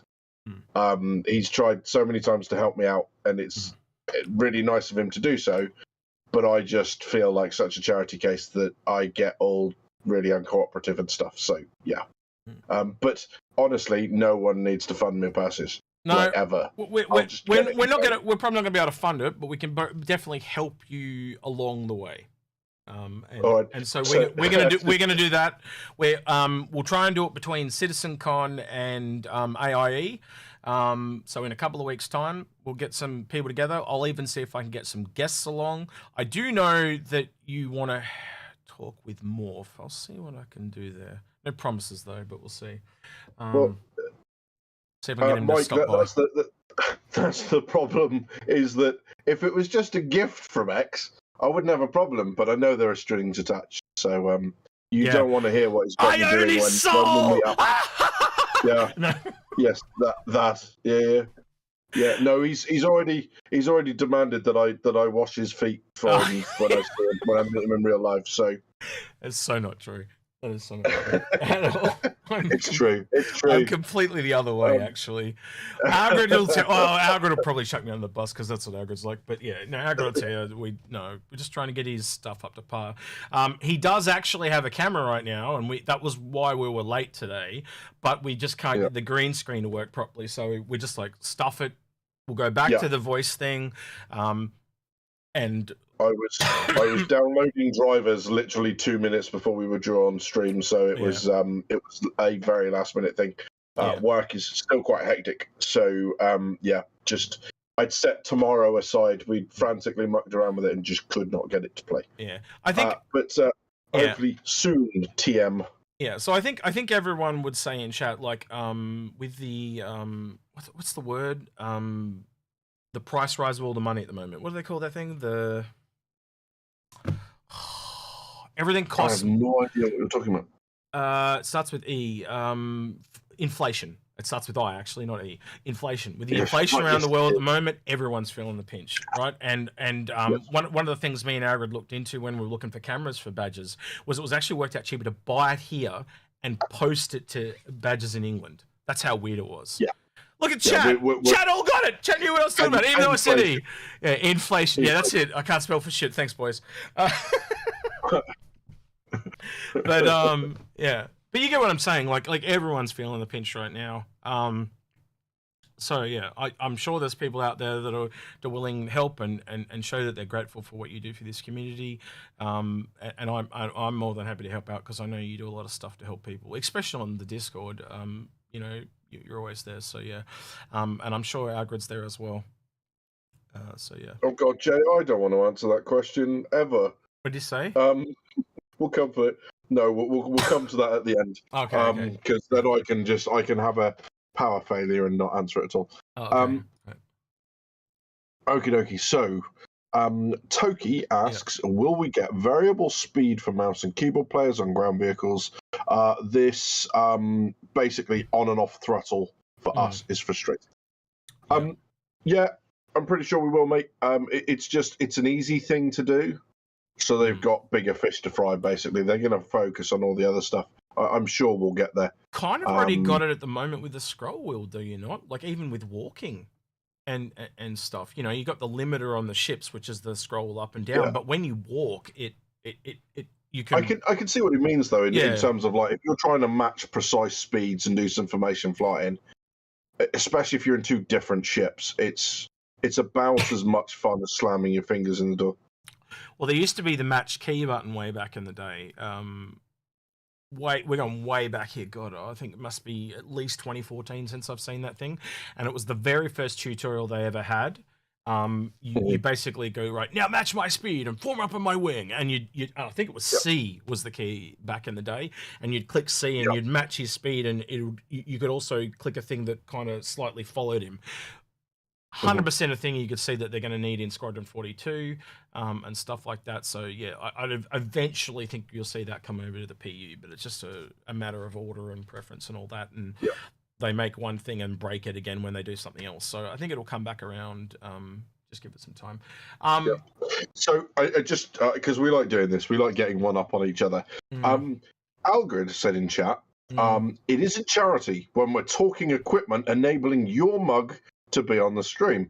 And I think Algrid should put his money where his mouth is, because if you scroll down a little bit, Dawn Stealer says, Algrid, serious, PM me, sending you a 500 gigabyte SSD is worth it to get you back online.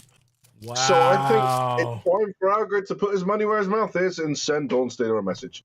Don't say you don't have to buy him anything, mate. You don't have to buy him anything.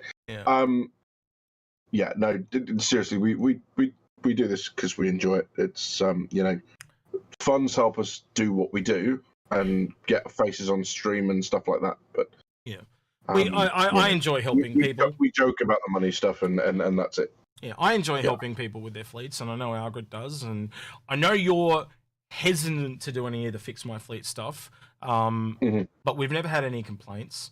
And at the end of the day, people do value our opinions, and so I think I'm going to get you into some fix my fleets, and I think Algrid will press you as well, because I think it's I know you don't want to do it, but I'm going to make you do it, because and I think actually let's do a poll.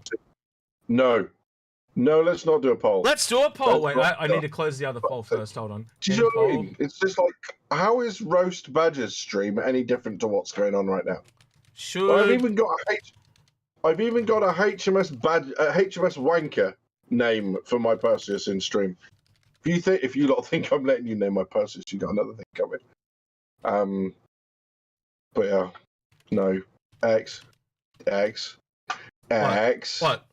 Stop it. I just did a poll. It's called "Should Badgers do fix my fleet from now on?" And we'll see what they say. And then I'm also going to do one on should we do a Badgers charity live stream? Well, I mean, I'm going to phrase that question a slightly different way, right? Which I think is going to make everyone vote no. Right? Is genuinely, would you trust me with your money? Because you know what I'm going to say if you say yes. Well, it's the same thing. Would you trust me? But you'd asked the same question to me in Algrid. Would you trust me in Algrid with your money? Which is why I haven't come and done a fix my fleet with you guys. But not with my fleet. But it's your opinion. You know, as you said earlier, I have a game development background. You have a military background. People value it, like even if it's just within that wheelhouse of just military, people want to hear what you have to say. And it's one of the biggest things I learned doing this stuff was like when we went into that professional point of view stuff, there were people out there that just had a perspective I did not have. Like it opened my eyes to mining, to repair, to all that type of thing. And every time someone comes up, and it started with you in that episode with you and Osiris, the medical one, because the things he was talking about medical, and I was just like, holy shit, I never thought about any of this stuff, and I would never think about that stuff. It's the same thing for other people. I'm a civilian, right? I have gained a massive respect for the military people that I've met, including yourself, SA, and all the other boys, because they've just done something that I would never be able to do. I am not a fighter. Paul will tell you that. I am not a fighter. I am very much a pacifist. That is just how I am. I will argue with you till I'm blue in the face, but I don't like to throw punches. That's just who I am.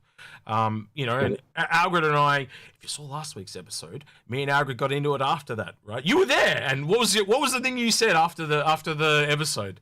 I'll let you say because it was funny. Do you remember what you said? Oh, what? I don't like it when Mummy and Daddy fight.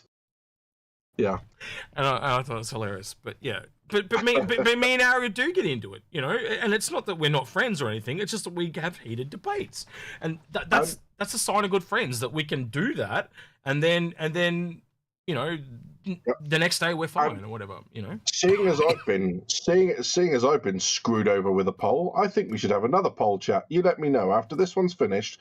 Should we have a poll? The question is, which one's Mummy? And your options are X and Algrid. Yeah. So let's do that. Right. Oh dear. What's awful is I've not even been drinking. But let's do that. Yeah.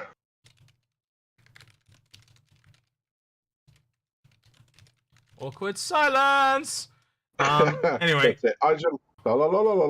Yes. So anyway, sorry, going back to the questions. Yeah, Toki, I think it's coming, mate. I think it's one of the things that, because it's easy to do, they're going to focus on the big stuff. Oh my God. Stop it. Why are you like this? I 80%. Whoa, we're already off to win it. No, I should have said Perseus charity live stream. But yeah. Vote no. Okay, yeah, Toki, it's going to come, mate. Save the doggos. Vote no. Jesus, honestly. Save a puppy. I just. Christ. You know what? I was like, yeah, I'll stream tonight. That'll be fun. Yeah. Idiot. Right. Jay Warzinski says, if you had to guess, when do you think we could see a Vandal dynamic mission? That's a good question. I would think, knowing CIG, it would have to be after Squadron 42. Yeah. Actually, now I think about it, there was that Vandal ship mission way back in the day, back when Tanner Bannister was in the game. Do you remember that? And they sent a single lone Vandal at you. You probably might be before your time, but yeah. Yeah, no, I don't. I don't think I was part of the game, or at least I wasn't playing when that happened. Mm-hmm. But yeah, no, because there was that furor. Do you remember a while ago people were panicking that, like, there was the rumor going around that Orison was going to be destroyed as part of an event because they had the Xeno threat. We were starting to hear the Xeno threat transmission, and everyone's like, Olisar's going to get destroyed. It would be a really cool way to get Olisar destroyed, would be like a Vandal attack and get it replaced with a station that's up to spec. But I think probably more likely we're going to wait for the systems that are Vandal adjacent. Yeah. And it'll be something like that. But yeah, I'm so looking forward to fighting the Vandal, because I'm really hoping they're going to be like, they'll be legitimate bullet sponges. If anyone ever played the Division, the first one, you'll know that when your bad guys got quote unquote tougher, they literally were just bullet sponges. They'd soak up 3, 4, 5 times the amount of ammo that the other guys would. But I love the idea of, having to pump round after round after round to bring the Vandal down, especially when they're in armor. And having some sort of brute class Vandal that are just designed to come running through, kind of checkpoints or prepared positions. Why am I in the Mummy? Oh my God. X, you are definitely Mummy. It was Agri, now it's me. Whoa. Yeah. All right. I'm a hairy mummy. Okay. I'm more like this type of mummy.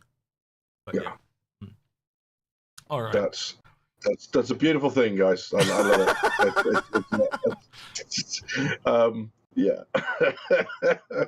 it. Yeah, exactly, Marek. It was unfun, but I'd love to see that with the Vandal. And just making them very different to fight. They've got to feel really different from fighting human NPCs, from fighting, like the Boreal Stalker and stuff like that. They've got to feel really, really scary. God, I'm going to show that mark just because. I get a real Jafar vibe from the Vandal, with the stars and stuff like that. That's who they remind me of. But yeah. The other thing I was going to say too, it's now left my head. I've just forgotten it. It doesn't matter. Oh yeah, someone in chat called you baggers. Baggers? They mistyped it and called you baggers. Yeah. Giant tea bagger. All right, next question. Rude. Juan says, do you think we could get a straight-to-flyable light carrier tomorrow or by 318? Well, the Liberator's a light carrier, so I think you've answered your own question with a no. I'd love to see something more along the carrier lines. For exactly the same reasons as the Polaris and the Banu Marchman and server meshing and everything else. I have to say no, but it's not the answer I want to give. Yeah. If we do see it, it won't be straight to flyable. It'll be concept. Yeah. Anything else on that one, X? No. Cool. Kind of like everyone wants every ship tomorrow. Everyone wants their ship to do everything, but just the person. Those of us who've been here long enough can tell you. It got to be negative drawbacks to things because it's got a certain strength. You want that rock paper scissors approach. So yeah. Mm-hmm. And realistically, the Liberator should come with pyro. That's where it's needed. Yeah. But yeah, we'll see. Yeah, absolutely. Okie dokie. So, Shempasta asks, in ISC, CIG said that we're going to make a mole full of people more lucrative than multiple prospectors. Thoughts? Good, bad, why?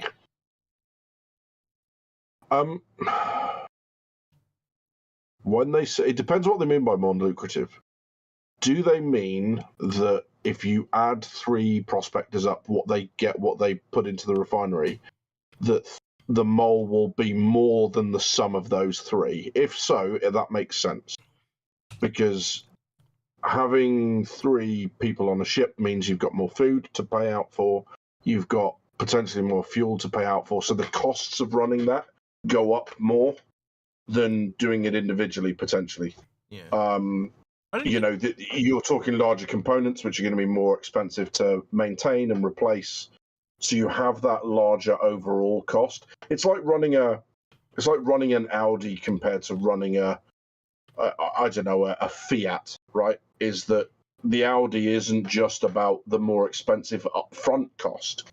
It's the running costs, it's the servicing costs, it's the fact that you lose half of your warranty if you get it done by anyone other than approved Audi dealer who are ripping you the hell off. Guess what I drive. So let's go the other way though, because if you have 4, so if you have 4 people in the mole, then you have 4 people in individual prospectors. You see that. So that's to use your own analogy against you, but you would hope that if you have 4 people in one ship, they are faster than 1 because there are 3 lasers instead of 1. They're size 2 lasers instead of size 1 lasers, things like that. At the moment, they don't really operate like that. It essentially does just operate like a prospector. You're right. So what he's saying there is that they're going back and they're going to make some more changes and some updates. And I think it is required. So like I said, you can clearly tell by the way the mole works because of the way the lasers aim. They're not designed for their small rocks. They're designed for something a bit bigger again because, and you'd imagine when that rock, when it's bigger, breaks up, it's designed so the 3 lasers are required. At the moment, you tend to only really ever use 2 of them because you can use 2 of them to break the rock. You don't need all 3. So if the rock's bigger, you're going to need 3 people to break it. And they just haven't put that in yet. It's really obvious to me. And I'm sure it's obvious to people that have sat there and really thought about it. And I think in time, the mule right now, the mole right now, is just not, it just doesn't make sense. And they have to make it make sense to validate its purchase, so to speak, or its purchase price. And I think that'll come in time. Yeah. Yeah, absolutely. Sorry, I just, as I was speaking there, I saw something in chat, and we'll answer it now. I know we're jumping ahead, but just because we might do something that changes what's on the screen, and that's what the question's about. So they say, looking at all those ships and sizes, where on that screen would you place a battleship? My immediate answer is it wouldn't fit on that screen, not even diagonally across. Battleship would be immense compared to those. Has he got the retribution? There you go. So this is the Super Dreadnought that is part of Squadron 42. It's one of a kind. We're never going to get to play with that. We might see it, but it's part of the Squadron 42. But the battleship, I think, is probably going to be maybe 2/3 of that. Is the battleship smaller or larger than the Bengal off the top of your head? So carriers and battleships tend to be a roughly equivalent. If you go back to World War II, they tended to be roughly equivalent. So it could be the size of that, but we don't know at the minute.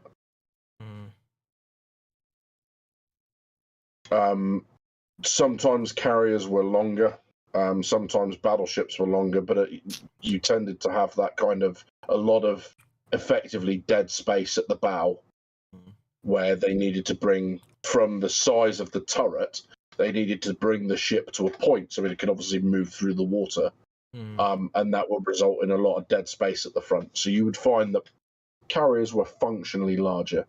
But I do think battleships in this might end up being bigger than the Bengal, because I don't think it's something we're going to get our hands on.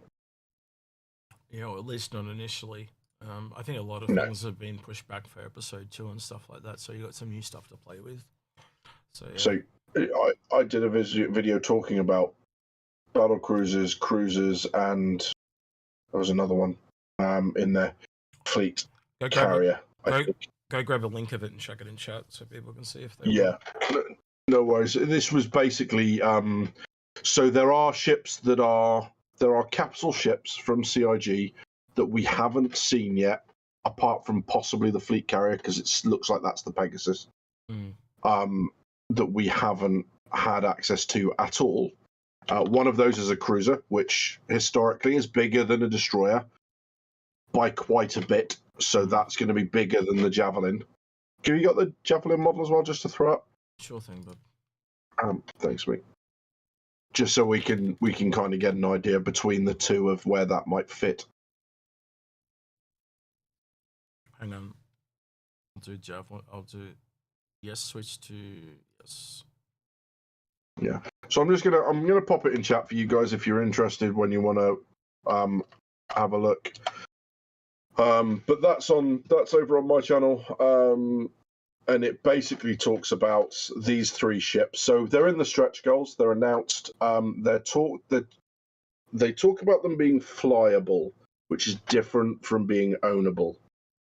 So what it looks like, in the same way that there will be a Bengal or 2 dotted about the universe that we discover, we go and repair, we fill it full of components. And it becomes something that is flyable and ownable to an extent, but you'll never be able to insure it. If you lose it, you won't get it back. It will be something that orgs will focus to fight over. At least this is the way they're describing it at the minute, because they have said categorically, at least for now, the Javelin is the largest ownable ship. So anything bigger will effectively become like a dynamic event. You get there, you fight over it, one org starts to own it, but taking it over is entirely legitimate. You won't get to insure it. You won't get it back. It will be a one-use only weapon, which is probably make it a more of a headache than it's worth for most organizations. They'd be so petrified of losing it. But I talk about that a little bit, and I talk about their roles and the sizes that they could be, kind of spitball that. So if you're interested, go and have a look. But long story short, battleships and stuff, these are all possible designs that go in. And then cruisers, God, there were so many different designs of cruisers during World War II. Scout cruisers, light cruisers, armored cruisers, heavy cruisers, anti-aircraft cruisers, escort cruisers. There were all sorts of nonsense. I'm just going to say, see anyone that's a layperson, like you're throwing around the word cruiser because you know what it means, but to me, it's just a name, right? So you know how we were talking before about before they release the game, they can go back and they can change those to reset the World War II theme, or they could do a whole. Why do they have to call it a frigate? Why can't it be called a badger? You know, an execute. Do you know what I mean? Like it can be any name. They trademark it, and I would charge them ridiculous amounts of money to use my name. Yeah. But yeah. All right. No, absolutely. Oh, wait, John Ski, stop it. Oh, Wanker. Yeah, Wanker. There we go. Yeah, agreed. That's a great label. Yeah. All right, next question. Hot. This is Kettle color check over. Moving swiftly on. Jay Wozinski asks, will Squadron 42 episodes 2 and 3 have the same cast as episode 1? No, because they all die in episode 1, and bringing them back would weird. I reckon they've probably got contracts for some of them, knowing that they want to bring them back. I think, as Badgers rightly points out, some of them will probably die. I get you not. But I do think they'll definitely bring some of them back. Like, for instance, Mark Hamill. I think Mark Hamill will probably be there for all 3. Unless they kill him off as a story point. That's true. I don't know. So, yeah. I think it's really hard not being able to talk about it, but, you know, they've got people like Henry Cavill in it. They've got people like John Rhys Davies in it. And I think a lot of those will be, you know, obviously Andy Serkis, I think, will be all the way through. Not that you see him as himself. He does all the Vandal stuff. And I forget the name of the other chap they've got, but you can find it in CIG's on Star Citizen YouTube channel. It's way back when. But there's a couple of actors that play the Vandal and are doing all that sort of stuff. And they're doing it on wires and they're jumping around. But, you know, those will obviously come back because they'll be into that groove and they'll have that muscle memory of how Vandal walk and act and fight. So that'll be great. So Paul Russell says in chat, please no spoilers. Paul, we are not going to ever spoil Squadron 42, so you don't have to worry about that ever. It's just not going to happen. Yeah. No, sorry, that was the joke with they all die sort of stuff. Yep. You will have noticed that a couple of comments throughout the day have been deleted for exactly the same reason. Yeah. Is that we don't want to spoil stuff. We will love to sit and react with you guys when it comes out at CitizenCon, when we get the announcements, so we can all watch it together. Yeah. But stuff coming out ahead of time, yeah. You're able to discuss that in the Discord, but that's in a specific channel that's locked away, so you don't have to go there and have a look if you don't want. And obviously, we have no intention of hacking off CIG or anyone like that by posting stuff we shouldn't. If you're not aware, as a content creator with Star Citizen, we are able to use all of their artwork, all of their video, all of their music, and there is no DMCA strikes for any of it. There's no copyright. So you can use Horizon music, that beautiful score by Pedro Camargo. You can use all of that, and that's completely at their whim. And they've said, you use it all. And, you know, anything we create, they obviously have the rights to effectively because we're using their stuff, which is all good and proper. They can revoke that at any time, and it's not worth poking the bear. You know, they want stuff to come out in the right way. They want everyone to enjoy it. They want everyone to be wowed by it. What we don't want to get in the way of that, guys. You know, we want everyone to enjoy it as well. That's why we're here. That's why we're sharing our love through, you know, Inforunners and my channel and everything else that we do. I think I'll say, like, just on regards to the Squadron 42, is what I said to you earlier. There was when The Force Awakens came out, the new Star Wars, there were literally people from the United States, because they got to see it 2 weeks before everyone else, going around going, man, I hope I don't spoil this for anyone right now, but they were they jumped in a Discord that I was on, and they were doing it on multiple Discords, I found out later. He just jumped in and go, oh yeah, I've just seen The Force Awakens, Han Solo dies, and then just leaves the Discord. He was literally just joining every channel and letting everyone, because he was getting off on doing that. Now that's for Star Wars. Now you picture a game that everyone's been waiting 10 plus years for. Someone's going to do that in a heartbeat. They're going to jump on and do the the same version of that for Squadron 42, just Yeah. because they'll get a rise out of spoiling it for someone. A mate of mine who was my best man at my wedding, he went to America, came back. He watched Star Wars Episode 1 and came back and told us all, oh, by the way, Darth Maul gets chopped in half with his own lightsaber, which just rang true. And I'm not going to lie, we are still friends, but we did kick the living crap out of him, to the point where I think he had to be carried home. But, you know, people say, well, why was he still your best man then? Well, I was going to marry him, so, you know, he got downgraded massively. But yeah. So, yeah, it's just no fun. We don't want it to happen to us, and we certainly don't have any intent of doing it to you guys. It's a bit different if the movie's been out for over 12 months, right? You had plenty of chance to see it. That's different. But, like, I almost would... I don't think it would ever happen, but, like, I'm expecting the first day that Squadron 42 comes out, there's all these videos that are talking about the story, and I finished the game and all this stuff. I'd almost like to think that for the first week, no one would spoil it for people, at least for the first week, but trying to get all the content creators, and then that's just the ones we know. Someone outside's going to do it anyway, so there's just no way to stop it once the cat's out of the bag. So you know, and that's how we know we're never going to become YouTube superstars. We're never going to become YouTube millionaires, because I'm just not willing. If that's what I got to do to get the clicks, then the clicks could go sort of, frankly. That's it. Because, you know, we all deserve to be able to go and play a game and be wowed by it and experience it as the devs intended, not just because someone wanted to get a couple of thousand more subs. That's it. Hellhawk asks, they mention a ship they hadn't announced that they're doing more new countermeasure art for. I'm thinking something like the Gattac Radian, matches cargo refactor and new manufacturer. What do you think it is? What's about countermeasures? Apparently they're doing new countermeasure art for an unannounced ship or an unreleased ship. Countermeasure art? Yeah, so we've obviously got the flares and the chaff currently. Some other form of countermeasure, which would make sense being alien, right? But what about e-warfare? Yeah, so, I mean, currently chaff and flares are your standard countermeasure package. So flares, obviously, for infrared, chaff to defeat radar. There are other ways of shooting missiles, but I would actually get arrested if I talked about those. That one. But yeah, in effect, that's how your missile locks onto you, right? It either comes after your engine in an aircraft, or it locks onto your radar signature. And then you get stuff like dumbfire, which is like flak, just throw up as much stuff as you can and hope you hit something.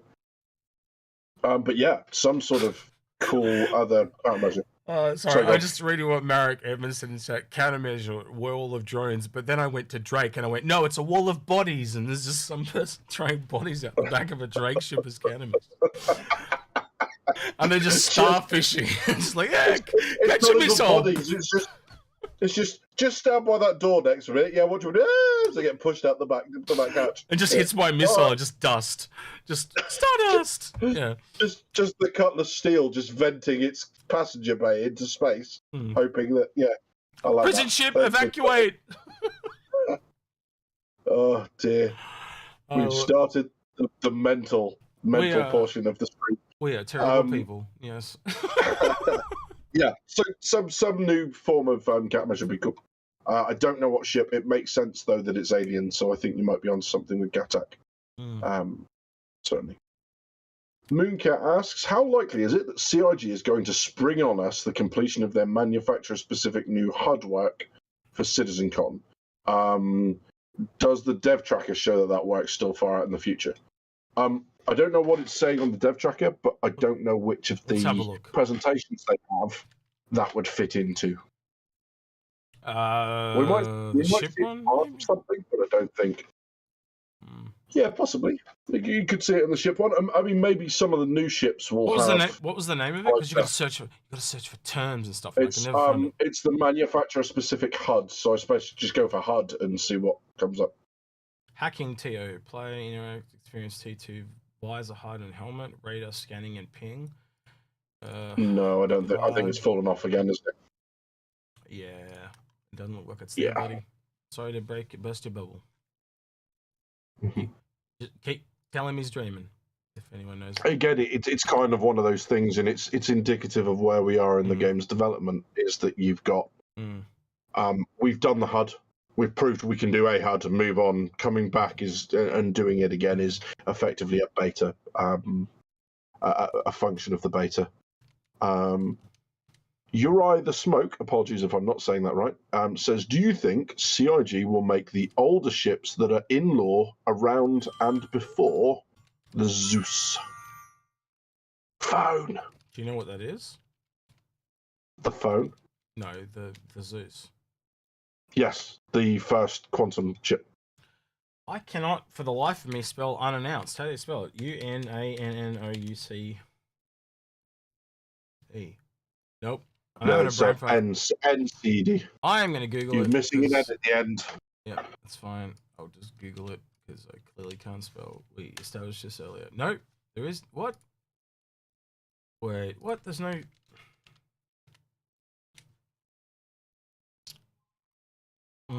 Hang on. Someone doesn't know I'm streaming. Well, while X is off doing that, I don't think we're gonna get the Zeus. So here's another interesting idea for you. That probably isn't gonna happen because it's just a stream going off with an idea. Things like the Zeus would make great collector's items. So you know how in other MMOs you pick stuff up? Why couldn't you find very old historical ships and restore them to the point where maybe you give them to ArcCorp's museum and you, in return for a set amount of money every game, month, or whatever. I don't know. But it would be a shame to... It's almost like ships like that should stay... What's the word I'm looking for? Stay legendary. Well, the other thing is, elusive. What gameplay does it offer? And Agrid and I talked about this, and Agrid's thought was that it could be, it's like a touring ship. And I kind of agree, it could be used that for nostalgic purposes, but what does it add to the gameplay right now? Absolutely bloody nothing. It's you'd be selling it purely just for the dollars. And when you work through that gameplay, it's pretty empty. There's not much to it. It's akin to a starter ship but bigger. You know, it's like a smaller Genesis Starliner. Yeah, but it also comes. Sorry, go on. I was gonna say it's probably about Freelancer size. That's about it. But yeah, I just can't see the point of it. It seems very superfluous, and it's something you'd move on from pretty quickly. And something like the Zeus, finding parts of the Zeus or trying to find an intact one is a nice kind of subcategory of exploration without having to constantly find new stuff. Because, like, is it exploration if you get there and there are 7 other ships there and people running around all over the place? Are you really exploring? But, you know, going off to discover and track down historical wrecks and, you know, going to wherever and finding an ancient manifest that says the ship was then heading to this location and trying to track down historical models of ships that you can then sell on to an NPC who's a collector as a mission chain. That might be quite good fun, right? Yes. But yeah, something like that. But yeah, I think like the older ships, they're obviously saying only for a purpose. And I'm not sure you're aware, Uri, but the Perseus is an older ship that's being relaunched at the behest of Admiral. Jesus, I do what he does now. Admiral Bishop, which is Gary Oldman's character in Squadron 42, is a very, very old ship of the line. Perseus did exceptionally well against 2 Vandal ships, 2 Vandal drillers. And because of that, he's basically demanded that RSI bring the ship back into production. So there's a HUD thing there on the roadmap that doesn't finish to Q1. Gotcha. It's poorly worded, but it could be. It does say player sequence and transition between FPS and ship HUDs. So that could be it, and it is 59 weeks long, which is over a year. So that is a long slog. And bearing in mind that because it ends in Q1 doesn't mean it was ready in Q1. That could just be a sprint. That's correct. Yeah. Okie dokie. I can't find the unannounced ships on the roadmap though. They were there before, but they've probably removed them. Poll time. X, really good question from Runner in chat. Mm-hmm. Poll time. It's a yes/no poll. Is it worth being a subscriber? What do people think? That's a good one. I reckon that's one for chat to answer. What do you reckon? No, I don't think it is worth. I think it's. I subscribe when there's something I want. So I wanted those zoo suits. Yeah. So I subscribed, got the zoo suits. Nice. And they also gave me the plushies that I didn't. I'm just realised I forgot the zoo suits. So oops. Well, here's the thing: you'll be able to subscribe now and buy them, but they've gone up in price. They're $13 each. So it worked out cheaper for me to subscribe for 2 months and get them. Yeah. I got 2 for $20, and then just buy the last one on its own. This is rude.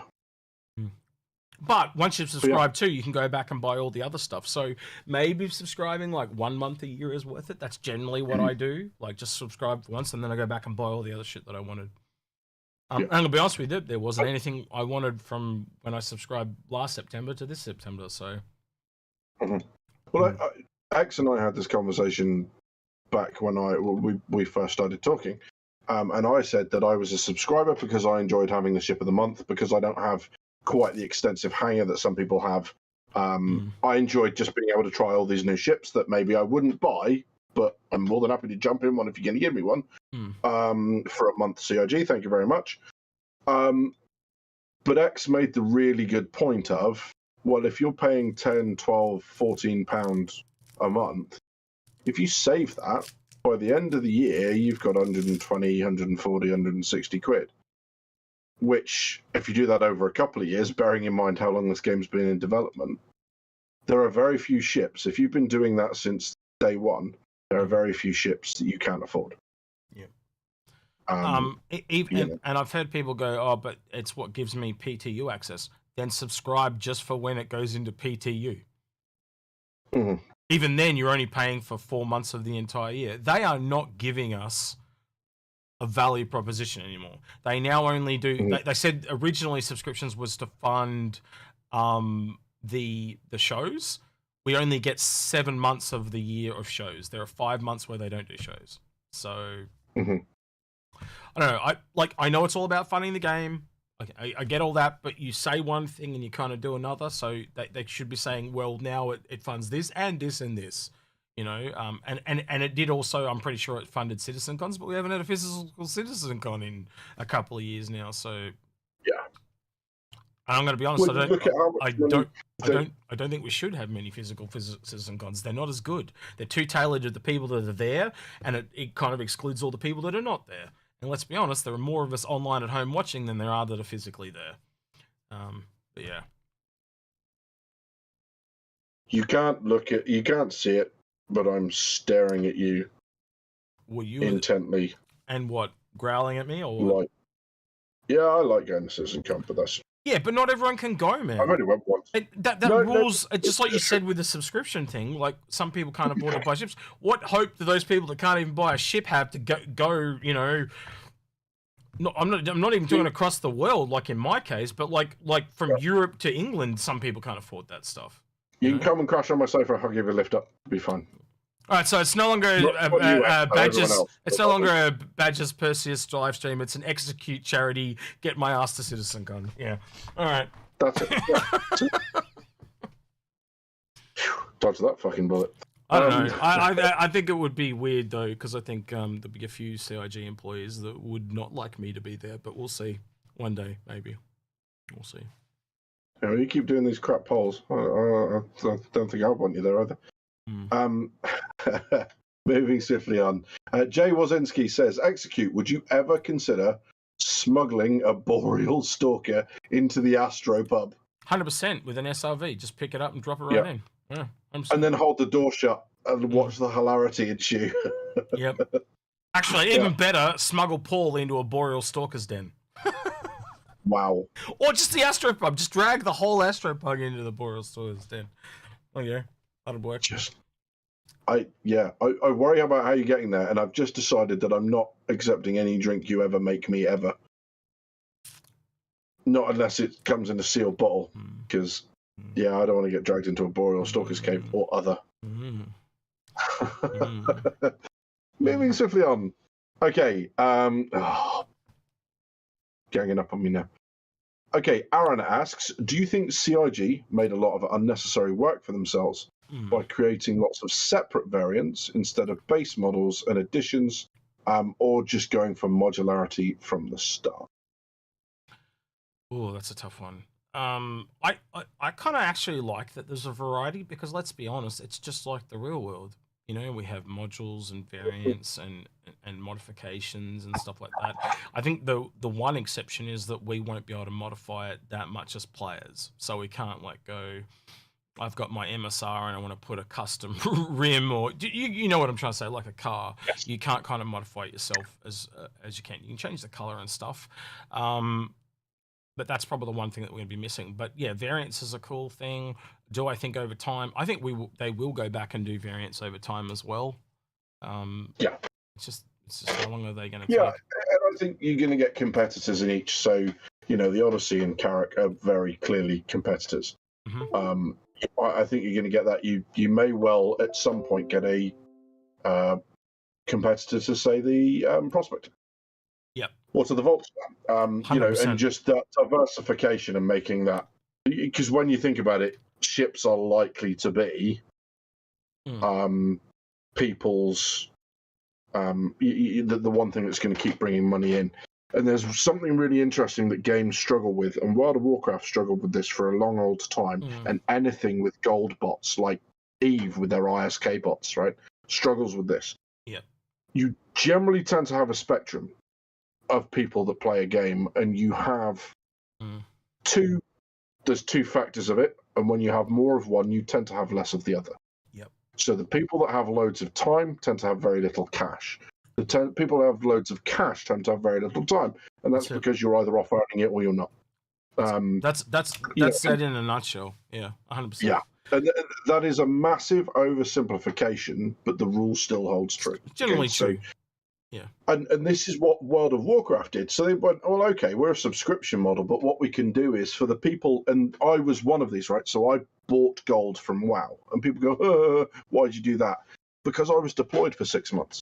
Yeah. So I would go across to the other side of the world. On the ship, you don't have an internet connection. It's like, what I found out was like, it's okay, I'll just take my gaming laptop and I'll play on an EU server from the Middle East. No, you won't, because it knows where you are. So it's going, you don't have an account on the Middle Eastern servers. Oh, great. So it became a bit of a challenge to do that sort of stuff and have a VPN and have that updated and all that sort of stuff. But the bottom line was, in order to come back and raid with my guild and be at the same level as them, I was just like, well, hey, I haven't been spending money. I've been on a deployment. I've got all this money kicking about. It doesn't bother me if I drop 100 quid on in-game gold. Yeah. And this is going to be, people go, well, you can just earn it in game. Yes, you absolutely can, and a lot of us will be doing that. But at the same time, there are going to be people who don't have the time to grind for 17 million, 18 million UEC, but they're going to have the money. Yeah. And they'll just go, I'm not playing golf. I've not got golf tee fees or anything else like that. I don't play Warhammer, whatever your hobby happens to be. I don't do airsoft. I do Star Citizen, and they go and buy themselves a 140 quid ship because they want to buy it. They buy themselves a 500 quid ship because they want. Like people go, oh, how are you unemployed or whatever, and you bought $5,000 worth of ships? Well, $5,000 is not a lot of money when you can spread it out over 10 years. That lessens it quite a lot. The other thing I was going to say too is sorry, I'm just going to very quickly before I just chat. Honestly, you guys are on fire today. I've been giggling in the background. I've had to mute myself a couple of times. But Zombie Bomby 3 said, "You'll know if your drink has a boreal stalker in it." I think you might be right, mate. Sorry, X, go ahead. That's actually pretty funny. Going back to the modularity thing, I think it's also a sign of the times that they did put in variants and modules back in the day because it was a cheaper way to make new ships quicker, right? Yeah. You think back, when was the last time we saw a variant or a module, and especially the modules, because modules are more work than variants. So you do see new variants, In fact, we've got a new one coming at CitizenCon or AIE. But realistically, when's the last time you saw a module ship? It's been years since we've seen one. I think the Endeavour was probably the last one. Yeah. And they are some of the best ships in the game because of that modularity. Because they can sell a whole new ship, but they can't, you know, they sold modules for the Privateer, the Retaliator, and I know there's another one. They never sold them for the Caterpillar. Oh, they sold them for the Endeavour. So they've only ever sold them for 3 ships, and they retracted it pretty quickly. So yeah. For those asking for the link to the video in Twitch, I've just popped it in there. So thank you very much for that. I better ban that guy. He's spamming. Yeah, I would. Yeah, degenerate. Cool. I'm sure quite a few people on Twitch today. Sorry if I missed you guys, because again I got the 3 screens. I do try to have them all up. But yeah, it allows me to put the YouTube chat directly into my feed. It does not let me do it with Twitch though. So yeah, apologies for that. So yeah, Aaron, if I was going to summarize, mate, I would say yes, they made themselves a lot of extra work, but I think it's work that is well worth it. You know, and because there are ships I love the look of, there are ships you won't get me in for love nor money. And the beautiful thing is that everyone's got their own personal favorite, right? The ship they just look at and go, "That's a beautiful ship," and that's good. That's cool. But yeah, I'm glad they've gone down that route. Yeah, and John's. Sorry, go on. I was just gonna say, you know, it's a really good game when you get things like Origin people and Drake people that bang off against each other, and it's really just a look at the moment. You know what I mean? It's got, you know, we can go into gameplay things down the road, or you know, or you probably can go into gameplay things with them, but a lot of the time where it's things like that, it shows different tastes and stuff like that, and it's a sign of a good game. You know, when you've got things, there have to be things in the game. Space Tomato said this. There has to be good things. There has to be things in the game that I hate for it to be a good game, because there has to be a counter to what he likes, you know? And he's right. He's 100% correct. If there are not things in this game that you hate, it's going to be a bad game, because you need someone on the other side that enjoys what you hate to make your thing valid. It is 100% correct. It's a really good point. 100%. Yeah. It's yeah, that counterbalance is important. Yeah. Right. Next question. Johnsky asks, how much of a surprise were last year's ship concepts, the Liberator and the Odyssey? Yeah. They were surprises. I think they were both kind of niche, weren't they? Yeah, I'd agree with that. I think the Odyssey was more of a surprise / controversy, because the minute you say Carrack killer, you've shot yourself in the damn foot. Yeah, he it's like you can see. So I'm playing the marketing guy as he's talking to Paul before Paul reports it. So Paul, I need you to say that this ship is just going to destroy the Carrack, and we really need to appeal to those exploring people. And he's just said what they've told him to say. 100%. Those words. You can even look at in the way he says it, like the tone and the way he says it. It's not like it's him speaking. It's like he's rehearsed it or something. It just doesn't seem natural the way he says it. And it's not like it's a Carrack killer. Like he's just like, it's a Carrack killer. Like you got to go watch it to see what I'm talking about. But it was told to say that 100% in my book anyway. Adam Johnsky, apologies guys for deleting your messages. We normally don't do stuff like that, but as we said before with spoilers and stuff, there has been something that has come out that shouldn't have come out. It's been shared where it shouldn't have been shared. CIG are already issuing DMCA notices, and Xylo has reached out to us personally about it.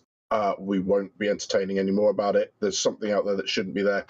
No, guys, you haven't done anything wrong. Please don't feel like you haven't.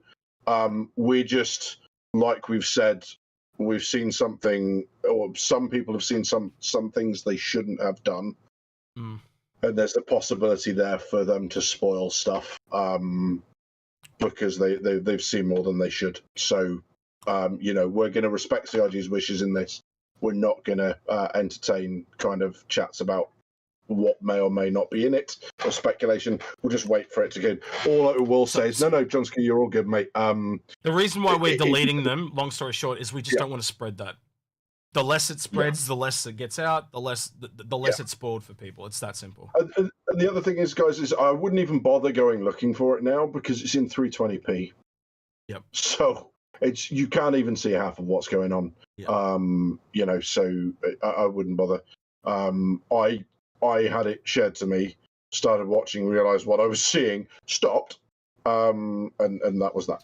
So, but yes. No, you're all good, guys. Hey, and I can't get blamed for it because I was asleep the whole time. You were asleep the whole time. Yeah, in a shock revelation. Yeah. No, it's all good. Okay, so where did we get to? We got to. Oh God, I've really just lost the. There we are. Right. So Liberator and Odyssey. I love the Liberator as a shipping ship. It's not a carrier. Fight me. Odyssey, I'm always going to defend it because I like defending the underdog. So, I think there's a place for the Odyssey. I think people that bought it have made a good choice. As Agrid says, like Agrid rants about this thing, it's not what it was sold, how it was sold. It was what it was sold as. Right? Yes. They said it was A, and it is clearly B. That's the biggest problem. They basically looked at the data they had and said people prefer Explorer ships. Let's sell it as an Explorer. And it's not. It is technically an Explorer, but let's be honest. The people that are buying that, they're not Explorers. It's industrial people that'll be buying that because that's what it is. It's an industrial survey ship, and it's designed to find things and either get them for your org or sell them off by putting land claims down. And they never sold it as that. But if you look at it and analyze it and go through a group of people, it's so obvious that's what it is. But no, they were looking at dollar signs. And again, they forget who they're dealing with. Those of us that really go in and buy these more expensive ships, we are educated, as in we educate ourselves on this game. And you can clearly look at that and see we were lied to. So turning around saying things like it's a carrot killer is bullshit. And that's the difference between a marketing person and when he was there, he must have said to him, no, but it's not a carrot killer. It's different or something like that. I want to know what he said. And he did say, in my opinion, but man, if that is your actual opinion, then I question. I have to give him the benefit of doubt and say he was just told to say that by someone else. I have to give him the benefit of doubt because I can't think that that's what he would do. There's a wonderful scene in Forgetting Sarah Marshall where he's following her after finding out they're staying at the same resort. And he's got his brother on the phone, and he's like, "Why are you whispering? Are you following them?" And he goes to say hello, and he puts the phone down. He's like, "Hi, I am also staying at the Hula Suite." And you can hear in the background on the phone his brother going, "No, stop! What are you doing?" And I just had the impression that during that video, in his earpiece, all he had was, "No, stop talking! Oh God!" Which would be great. Yeah, absolutely. Hey, there's look. Anyway. Do you know that's my favorite British person? Who's in that? chat, Pissball Pete. He's in chat. Nice to see him. You should have a chat with Pissball Pete. He's from the same place you are. The Britannia. The Britannia. Yeah, lovely. Britannia. What are you doing up at 5-1? You crazy person. He's just like you. He's a crazy person. Everyone who lives in Britain is crazy. Yeah. No, me and Pete had a good chat. I think yesterday. Me and Pete had a good chat. So it was good. Yeah, catching up. Good stuff. So Bucky Tin says, do you think the Endeavour will grow in size? If so, by how much? There's a video we've got on it called Last Chance for the Endeavour. 100% talks about that. I will get you a link. Real quick. Your channel.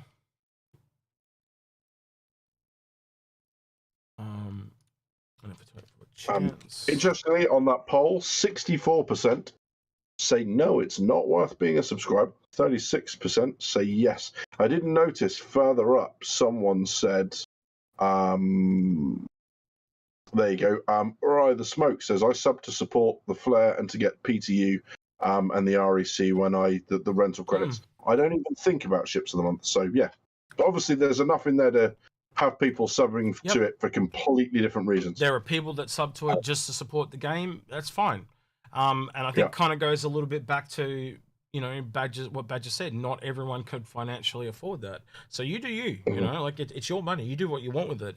And a part of what we do here is we do try to give good generalized financial advice when it comes to this game.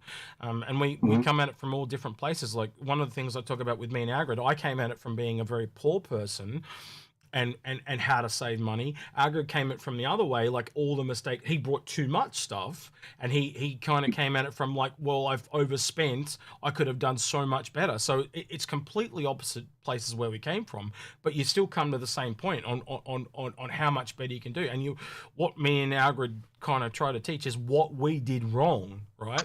To the point, I still make mistakes today. Like I didn't pick up CCU chains until last sale when I could have been picking them up for the last 2 years because I've just been so busy working on the stuff, and I kind of went, hang on a minute, I should be picking these up too because I could be saving myself money. And you know, at last year's sale I think I spent $250 and I turned one Polaris into two Polarises, or essentially I got a Polaris for $250.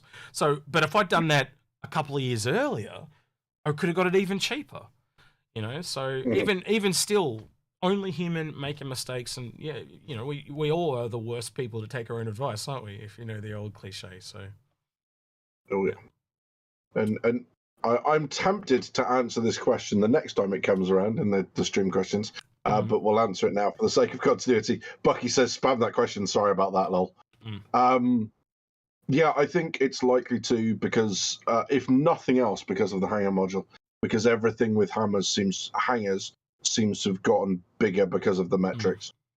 So yeah, I think if that module gets bigger, then by necessity the rest of the ships will get bigger as well. So this video is at the end of this year, this video will be 2 years old. And Agrid will tell you we did it off the cuff. I didn't want to do it. I was absolutely bloody exhausted. But he twisted my arm and I did it anyway. And it's now probably one of the most popular videos on our entire channel, as in number of views and stuff like that. I would say though, and I don't know if you or Agrid would agree with me, but I don't think it really needs updating. It really hasn't changed that much in the 2 years since we did it. It just, I mean, the Endeavour's just such a mess ship anyway, so. I know if Algrid's still here, he's now bouncing off the walls. I might actually contact Grim. I might actually contact Grim and see if I can get him to do like an Inforunners Endeavour or something like that for the fleet viewer, but we'll see. Yeah, if you put you actually put it in the fleet viewer, you can actually put things like the Cutlass and that up against it and the Apollo, because they've also said that they want it to fit the Apollo now as well. So once you put the Apollo in there, it has to get even bigger again, because the Cutlass is a medium ship and the Apollo is the smallest large to metrics, right? Yeah. I went through and tried to work it out, and I have to go back and do a few of them. But the one I remember is the Mole is the largest medium, and the Apollo is the smallest large. That's where the divide is, right between those two. And I think one's like 40 meters and one's like 38, and it's right between the two of them. So as soon as you put that essentially then makes that a large pad in the Endeavour. Yes. And if it's a large pad in the Endeavour and they make it to metrics, which I don't think they will do, by the way, right? I'm just make that really clear, right? Because if they made that that means you could fit a Caterpillar in the Endeavour, right? And the largest ship that fits on that large pad is I'm trying to remember the name of the ship. It's a fairly big one. Oh, the Carrack. That means you could technically land a Carrack on that pad. That's insane. Right, so if you can learn a Carrack inside the Endeavour, can you just imagine how big that thing is? Like, it's huge. So I have to think it's going to be like the Carrack's landing pad itself, where it's bespoke for the Perseus, right? I have to imagine that they make it bespoke, because otherwise, if it's to metrics, that's just crazy town. But yeah, just stress. just playing make believe. Like, just remember, like, just I'm putting it out there. Yeah. So just so you can visualize what we're talking about. Yeah. I don't think it'll happen though. Yeah. Gadgets and Gear asks, the only high-capacity cargo ships that are planet landable, like the Bunny Merchantman and the Kraken, seem to be more multi-role ships. Is there a place for 1,000 to 5,000 SCU planet landable dedicated cargo ships? I think the Bunny Merchantman is a dedicated cargo ship. Yeah, it's 3,700, I think, off the top of my head. And yeah, it lands. I know it's got the shop and it's got a hangar, but that's for dedicated defense, and it is intended to be much more defensible as a platform than so any other cargo ship out there. Basically, I'm going to answer this question in two parts, and as my camera freezes as I scratch my ear. But long story short, there are two parts to it. Once you get up to, so if you think about a whole D or E, they're really going to be not going down a planet. They're just delivering to the space stations, above. So in the case of those, once you get to the certain size scale, you're not delivering to planets, you're delivering to space stations. And the job of ships like the Hull A and the Hull B and smaller cargo ships is just going to be delivered from space station to there. That's their job, right? And when you go into things like the Banner Merchantman, that is generalistically delivering to planets that don't have space stations. And then when you go up even larger than the Banner Merchantman, that's when you get to something like the Kraken Privateer or the Kraken itself, where they dock in orbit and something big would come along like a Hull E or D and dock with it, and they shuffle the cargo off onto Hull A's and B's that are then on the Kraken that deliver down to the surface, because it's just going to be so much cheaper and efficient to take small ships up and down because of the fuel cost. Worst case scenario, you fill up the Kraken and take it down with cargo. Agreed. You just don't take the whole E or D because they can't. But you look up the numbers on the cargo, it's telling you what they're doing straight away. But the whole D and E are kind of essentially space limited ships. That they are designed only operate in space. And that's what the stations are. If you think about them, that's why almost every planet has a space station above. It's a delivery point. That's what they are. And you see things like they have. And I can't remember who was it, you badges or someone else recently. I was pointing it out to. You can actually go to the different stations and you can tell what they are and what they do already. So you can go and see one's got a cargo thing on it. You can even, I talked about liquid and gas and the liquid and gas miner. You can literally see liquid and gas, like they're like these giant grey spheres at the moment on the space stations. You can see if it's got a capital docking collar on it. You go out to the ones that are at the range points and you can see if it's a refinery, because that's all the refining or mining stuff on it, right? So you can already tell they're building ones for different types. Port Alisar, you can guarantee Port Alisar will be like a cargo one and a refueling one. So it'll probably have those cargo pods and stuff like that. Most of the cargo ones, believe it or not, are the ones above the above the planets. Because that makes the most sense. What you're talking about, in effect, I think, is the idea of merchant cargo ships on Earth, right? So you've got the ships that arrive in port. 100%. And they are your spacefaring ships. It's like the idea of, well, what about fitting wheels to one and driving it up to your local Tesco's and doing your delivery? It's because it's actually just not, anyone who's taken a reclaimer out of atmosphere in the last 5-6 patches knows how bloody awful it's going to be taking big ships into and out of atmosphere. And I would imagine, the less designed you are for that, the more damage or the more durability effectively it's going to take from your vessel. And the more you'll have to go into repairs. Like a Banner Merchantman that stays in space is going to need repairs a lot less frequent than a Banner Merchantman that's constantly into atmo, onto the surface, up again. Yep. Because all that heat, everything else is a significant drain on that ship's survivability. Yep. No, That's in a nutshell. Like if SA was here, because SA does a lot of stuff. He has a background in his civvy time, in logistics, and he really knows his shit when you talk to him. And you're just like, oh, of course. Again, it's like I said, different professions. It's like your experience with the military stuff. You guys just see things in a completely different vein. But as you've taught me that stuff, and I think, I don't know. You tell me, have I taught you things about this game? Because I honestly, I've said this to Algrid a few times. There's not a single Inforunner that hasn't affected me. And I'd actually spread that further now. I'd even say the supporters that have done that, right?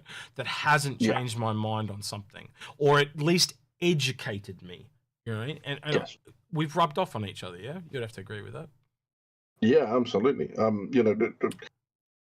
I'll say this again, part of when you reached out initially, part of what made me think I absolutely want to come and chat with you guys is the fact that it's in a group setting.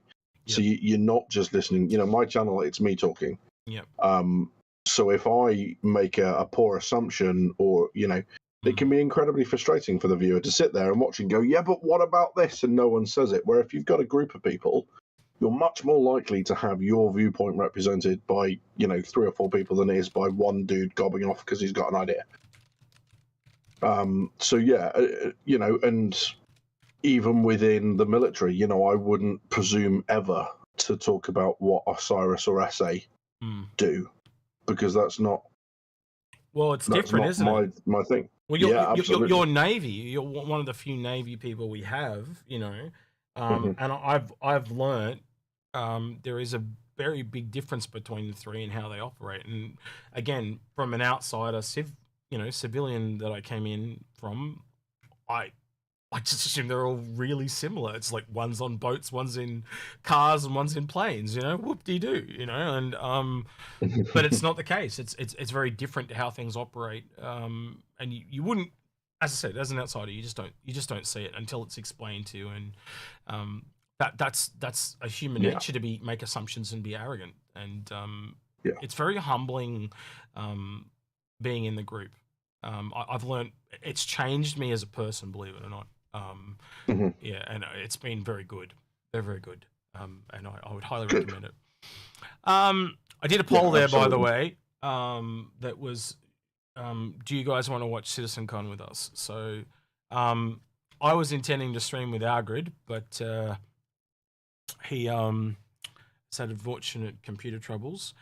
Badges, you're still planning to stream it on your channel, aren't you? I am indeed, yeah. So if Badges is up for it, I'll probably do a dual stream with you. We're talking about it briefly. Don't want to put you on the spot, but you can say no if you want. That's fine. I won't be offended. I'll be so offended.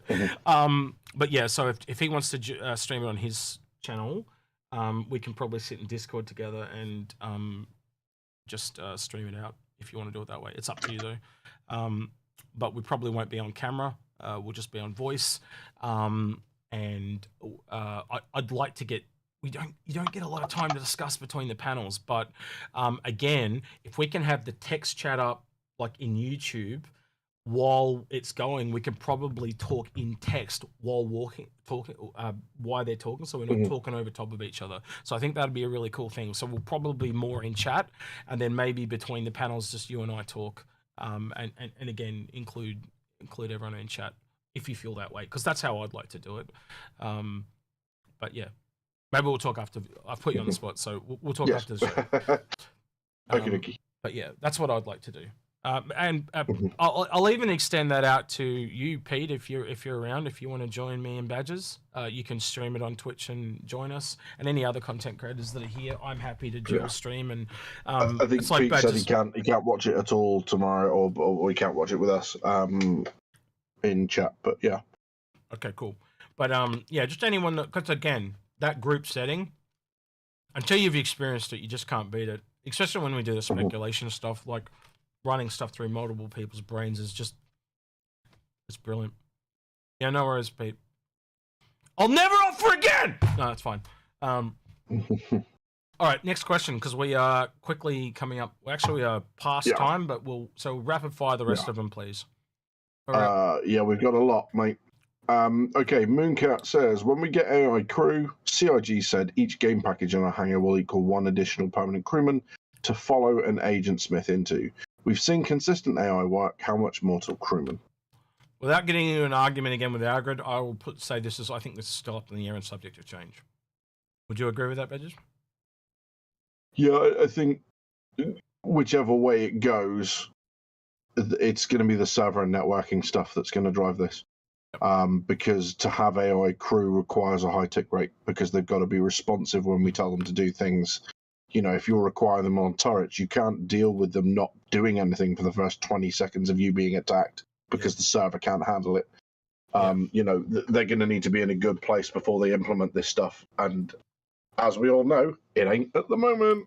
I'd point you towards the episode we did on the weekend, which is how slow do you think this game's going to be? Because it actually goes into that, and it becomes quite a long discussion because we had all slightly different opinions. So yeah, go check out that one if you want to see our take on that. Next one. Johnsky says, can you park an Idris inside the bounty management? I guess is when you were moving around. No, you can park 2. Heard it here first. 2 Idris inside the bounty management. And the hangar will be big enough for one of them to take off from. Plus a free upgrade to the railgun. There's some weird sexual references here. Let's move on. Right. You need to get laid because nothing about that was sexual. Right, sure. Whatever you say, man. Whatever you say. Yeah, no worries. All right, yeah, keep going. Right. Jay Wazinski. This is the question I didn't want to answer. This one's yours, X. I'm throwing this one in your direction. Yeah, sure. If I showed up to Jump On in Perseus with Morph trying to get it nerfed. Look, I reached out to Morph on the day when he said that stuff, and I said, fuck him. It's your opinion. You're entitled to it. And just like all of you, you're entitled to your opinion as well. And we can agree with you. We can disagree with you. The only thing we really have in the game at the moment is speculation at the end of the day. So let him speculate. And from his point of view, you can literally look at what he was doing on stream and see why he would be frustrated. And I will actually say at that point in Jumptown, it is very annoying how easy it is to be bombed in that A2. There's nothing else you can do in the A2 though. So I understand why some people think it's fine. And I think it is kind of fine for now. And I think there will be other mechanisms that comes along in time that makes the A2's life a bit more difficult, right? So I just put it all under that basket of it's still in development. It's all subject to change. So let Morph have his opinion. I've got no opinion, no problem with anyone having an opinion. I think everyone's entitled to them. I think it's worth watching his follow-up video.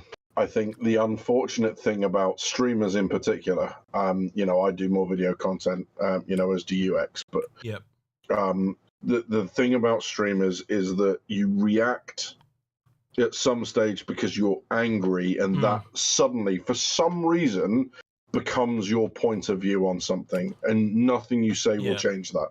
Live and unfiltered. It's like, you know, he's what you're trying to say. Yeah. You know, because the amount of times I have said with the game, Star Citizen's crashed, and I will just come out and go, right, fuck this is rubbish, this game's never going to make it, and bugger off and do something else and come back to it. I don't mean it, I'm just stressed and I'm venting. I do that all the time. I was playing with John, Citizen about a week ago, and something happened where he ended up in prison for 60 minutes. I went, fuck this, I'm out, see you, done. I'm like, I'm not waiting for 60 minutes for you to get out of prison. Fuck this, I'm done, and I'm gone. I'm like, fuck this stupid game. And I'm going to be honest with you, if I track back over the last couple of years, all my frustration goes back to prison. It's all to do with that. So that should all hopefully be fixed in the next patch with what they're putting in. So we'll see.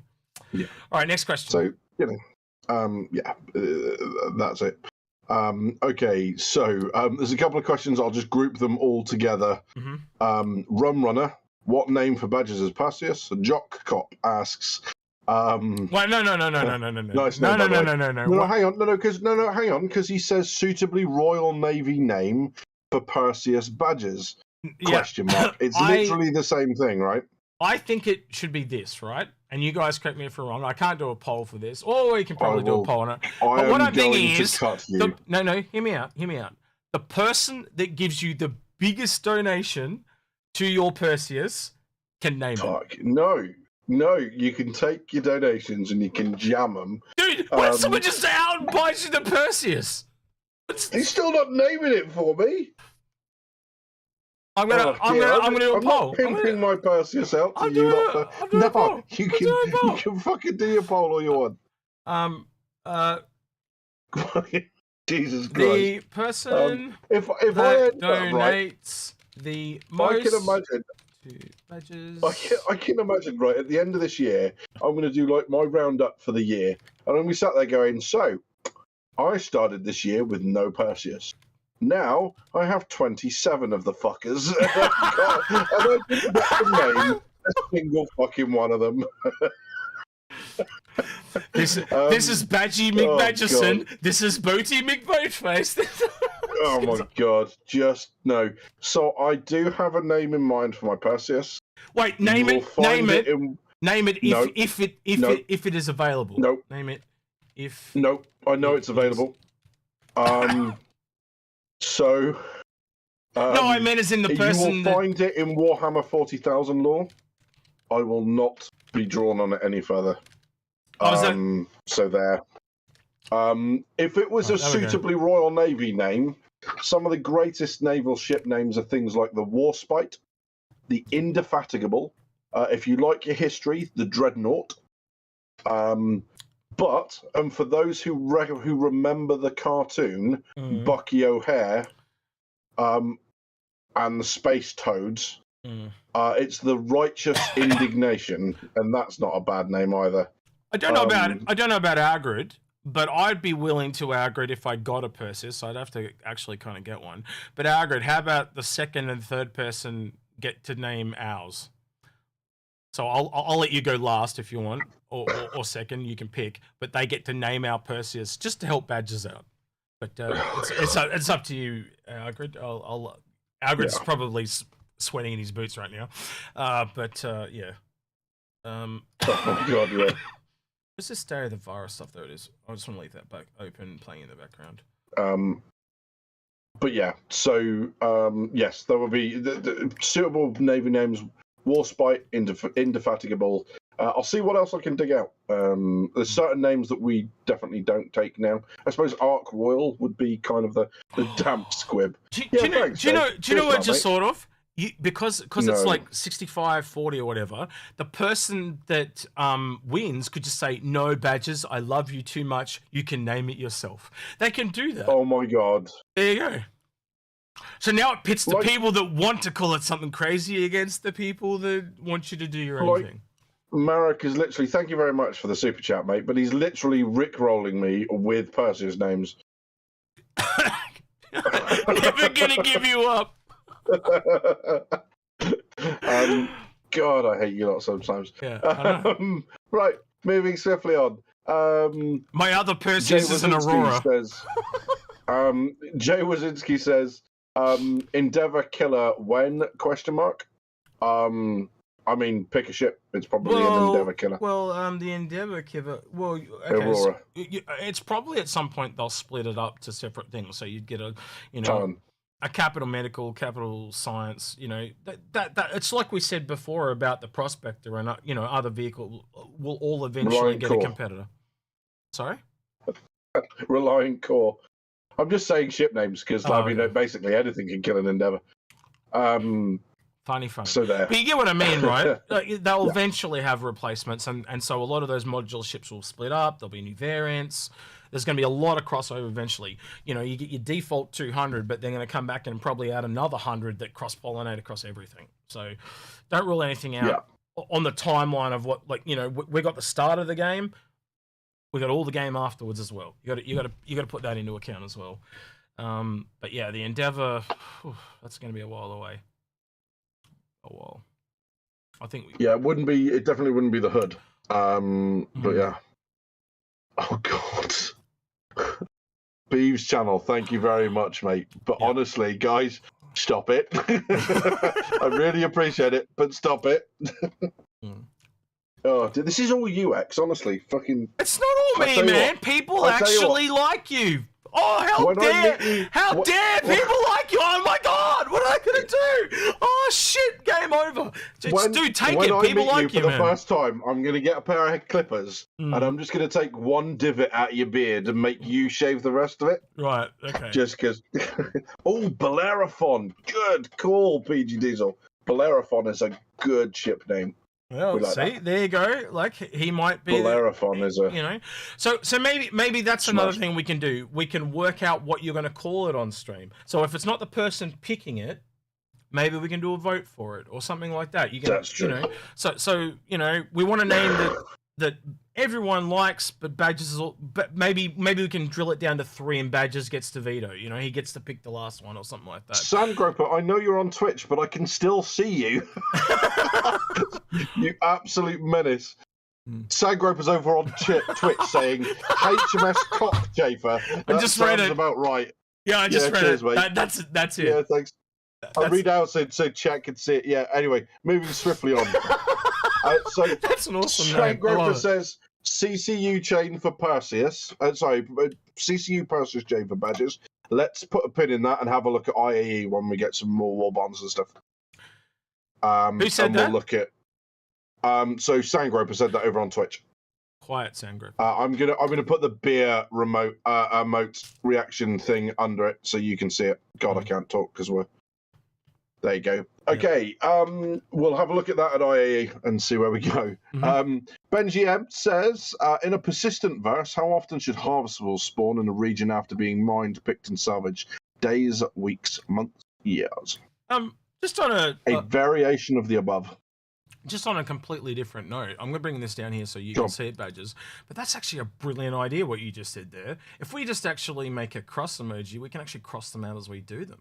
That's a brilliant idea. Sorry, you just gave me an idea. I just do it so I can remember my spot when. That's a really awesome idea. Algrid, steal his idea. It was a great idea. Yeah. Nightshade has basically summed up my entire approach to the Basius. HMS maybe next year. Oh God, you're all monsters. Right. HMS pants. Yeah. No. Yeah, so in a persistent verse, I think a collection of those, you're going to have stuff that's going to regrow quicker. The Bengal, never in the same place twice. I'm going to ask real quick, do you actually think they're going to ban the prefix HMS and stuff like that? And UEE? And... I think UES needs to be removed, yeah. I don't think anything should be UES unless it's an actual UES. But what about HMS? But maybe that's just... Yeah, maybe that's just like very traditional Navy officer talking. Okay. All right, next question. Channel Mortimer 50. Thank you ever so much for the $50, dude. Guys, you are mental. The UEE Warspite Fund. Good Lord. I will say, hold these off because we will do a whole stream on it. But the ones that you specifically walk towards Badges, I will send his way. We can remember these and put those into the next one, so you guys aren't lost for doing it in this stream. That's it. Yeah. So we'll do a civic stream just for this. So hold your horses, boys. Hold your horses. But we'll get that real soon. Guys, you're mental. Thank you ever so much for donating to the stream. But yeah, I'm out of words. I'm trying nice to be polite, and it's fighting with that very British instinct of literally freaking the fuck out anytime anyone does anything nice for you. Yep. It's just like bah, bah. Right, 12 p.m. I say so. Paul, okay, so we're almost there. We've got to keep going for another 47 minutes if we want to make that, because Paul's stream's not for another 47 minutes. He's not starting till later for some reason. We've got enough questions to go 47 minutes if we wanted to. All right. I've only got work in the morning. Who cares? Yep. You're cool. We'll cut this off when you want to cut it off. So yeah. No, we're all good. This is funny. I'm having fun. We'll keep going. Yeah. When people get sick. Okay, so yeah, Benji, hopefully that answers your questions, mate. Because but yeah, I think they've kind of talked about with the mining, like the mining not even like not coming back at all, that you can actually exhaust planets. But our grid. I haven't even sent a message. Oh, he's not even. He's just like, yeah, that. Yeah. Oh well. See what I mean? Dude, people like you. It's fine. Settle down. Just take it. It's very humbling when people do this shit. Like, it's hard to be on the other side of it, but trust me, it's very, very humbling. William DGP question: do you recognize the William D. Porter DD-579? That's a Perseus name. Do you understand what that is? That sounds like a military thing to me that I do not get.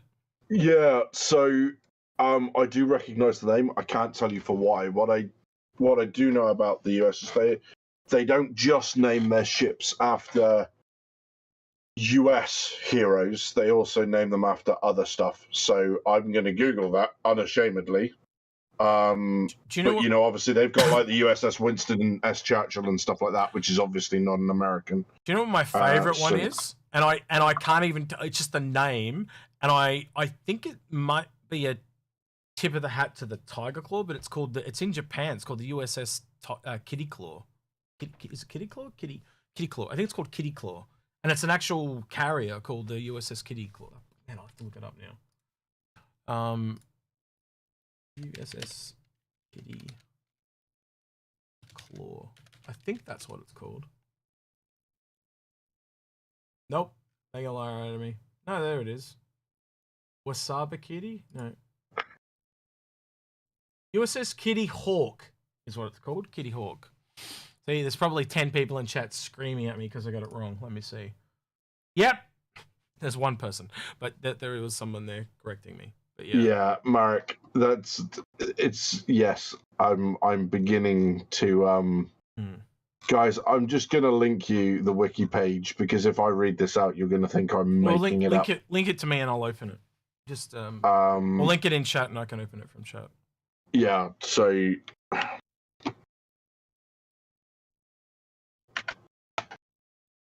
basically, the Willie D, as it was called, had a fairly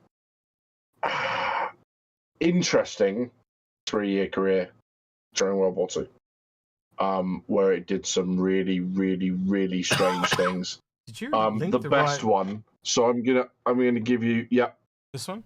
This is what you meant. Yes. So I'm just gonna read out the one of the funniest things. Okay, so on November the 14th, at Roosevelt's request, Iowa conducted an anti-aircraft drill to demonstrate her ability to defend herself. As in President Roosevelt, this is. The drill began with the release of a number of balloons for use as targets. While most of these were shot by gunners aboard Iowa, a few of them drifted towards the William D. Porter, which shot down balloons as well. Porter, along with the other escort ships, also demonstrated a torpedo drill by simulating a launch at Iowa. Right? This drill suddenly went awry when a live torpedo discharged from Mount 2 aboard the William D. Porter and headed straight towards Iowa with the president on it. Right? William D. Porter attempted to signal Iowa about the incoming torpedo, but owing to orders to maintain radio silence, used a signal lamp instead. However, the destroyer first misidentified the direction of the torpedo and then relayed the wrong message, informing Iowa that Porter was backing up rather than a torpedo was in the water. In desperation, the destroyer finally broke radio silence using code words that relayed a warning message to Iowa regarding the incoming torpedo. After confirming the identity of the destroyer, Iowa turned hard to avoid being hit by the torpedo. Roosevelt, meanwhile, had learned of the incoming torpedo threat and asked his Secret Service attendee to move his wheelchair to the side of the battleship so he could see. Not long afterward, the torpedo detonated in the ship's wake, some 3,000 yards, that's about 1.5 miles, astern of the Iowa. Iowa was unhurt, but as a result of this friendly fire incident, ships would routinely greet the destroyer with the hail, "Don't shoot, we're Republicans." The entire incident lasted about 4 minutes from the torpedo firing at 14:36 to detonation at 14:40. The fuck? Like Roosevelt, right? Balls of steel. Someone just put front row seat. Zombie Bobby. It's like, move me closer. I want to watch from point blank range. That is just, and that's one section. That we've only got as far as North Pacific campaign. That's enough. That's enough. That's literally enough mental for one day. What do you call it? The truth is stranger than fiction. Oh yeah, that's the shit you would never believe unless you read it out. But yeah, don't shoot. We're Republican. Yeah. That's brilliant. Okay. So Max Mason, referring to your screen with all the ships on, why is there no Kraken on screen? Especially seeing is that not one of your favourite ships, X? It is. It is. I'm hoping to get one at this year's sale. I've managed to get some. Over the course of the year, I managed to buy a bunch of credits and stuff, so I've got just enough now to pick one up. Yes, Marek. I don't mean to offend anyone that comes from Florida, but I've learned a new amazing game. Is what's the day and month of your birthday, right? Type into Google Florida man and then put the day and month of your birthday. And it will come up with something absolutely batshit mental. Mine came up with Florida man arrested after allegedly pouring ketchup on sleeping girlfriend. So just don't tell Gaucho when Gaucho gets back that we've been taking the mick out of him. So year of my birth, 1981. Right. Oh no, not the year. Your day and month. So Florida man, and then whatever it is. Day and month. Doesn't need a year. All right, so just remove the year. Right, done. Yeah. So what's Florida man flashes bikes at IHOP after impersonating a what? You gotta click it. Impersonating a police officer to get free food. What the fuck? Yeah, that. Yeah, I don't want to go to Florida. I know 3 or 4 people in Florida already. That's enough of a reason not to go there. That's lunacy. Oh, okay. Johnsky asks, has anyone tried the slightly upgraded Vandal Blade? Yes. I haven't. But yes. What do you think? It's okay. I don't mind it. Is it worth $350? Fuck no. No way. I think it's really expensive for what it is. Put it this way: an Endeavor or a Crucible, same price as a Blade. Oh no, Blade's what, $250. I've got my prices wrong. But again, you get what I'm trying to say. It's just, it's basically a Gladius that costs 2.5 times as much. Not worth it. Yeah. Next question. Okie dokie. So. See you, Hagrid. We gotta. Yeah. Take care, mate. Okie dokie. So, sorry, just skipping over. There's a couple of these that have been asked before. Sure. Yeah, so that's the battleship question that we answered when we had the picture up. Edison, I'm not answering that because that's from the I know why you're asking that, you monster. The Manitou says, could you place the Kraken? Done that one. Yep. BMT 22033 says, if the rumours of an inebriated Aaron Roberts saying that Squadron 42 is about 2 years away, would you be surprised by that timeline? No, I've read the same thing as well. But as I said, I was expecting it 12 months away. But if I've got to wait 2 years, I've got to wait 2 years. Is it possible? Yeah, again, it's a bigger game. And one of the things I have said before is just how much polish do they need and stuff like that. And, you know, it's hard to judge when you're in the outside. And it's a very big game, so there are things that have moved. Even for someone like myself that was in that development background, it's hard to judge when you don't have all the information. So yeah, 1 to 2 years, I can see that. What about you, Badges? Yeah, I mean, I think my guess for Star Citizen would probably make a couple of people spontaneously throw up. But yeah, I think Squadron, if we don't have it by 2025, then something's probably wrong. But again, I don't think it's going to be anytime soon, because you wouldn't move most of your key staff out here in terms of like your heads of staff and that to just for just 8 months. That doesn't make sense. 6, 8 months, 10 months, even a year. Yeah. Why would you permanently move people across? It's got to be a little longer than that, right? That's true. That's true. Okie dokie. So, Aki Sheikh says, do you think the price of the Perseus is justified? No, I don't. I think you could safely. I think you could safely sit there and say every ship is not justified. You know what I mean? Yes. Because we don't have the full gameplay, so you can't fully assess every single ship. Yeah, and look, even if you accept that, I think the Perseus for what it does, unless you are, if you're looking at the utility of other ships, then you could go, well, hang on a little bit more. You get the Polaris. Look at how much more the Polaris does. For me, I want a Perseus. So yes, for me it is justified, but that's very much a personal thing. I love the way it's designed. I love the fact that it has a traditional looking bridge, and those turrets. Just. So it's like we say on Fix My Fleet. If you want that ship and that ship means something to you, you go get it, and that's the same thing there. That ship means something to you. So me and our group get it, but by the same token, we have to do our due diligence, as you call it, and not just shit on you, but we have to actually point out when things are bad. Shitting on you is just the fun part, shitting on me is just a bonus. Yeah, exactly. Thanks, mate.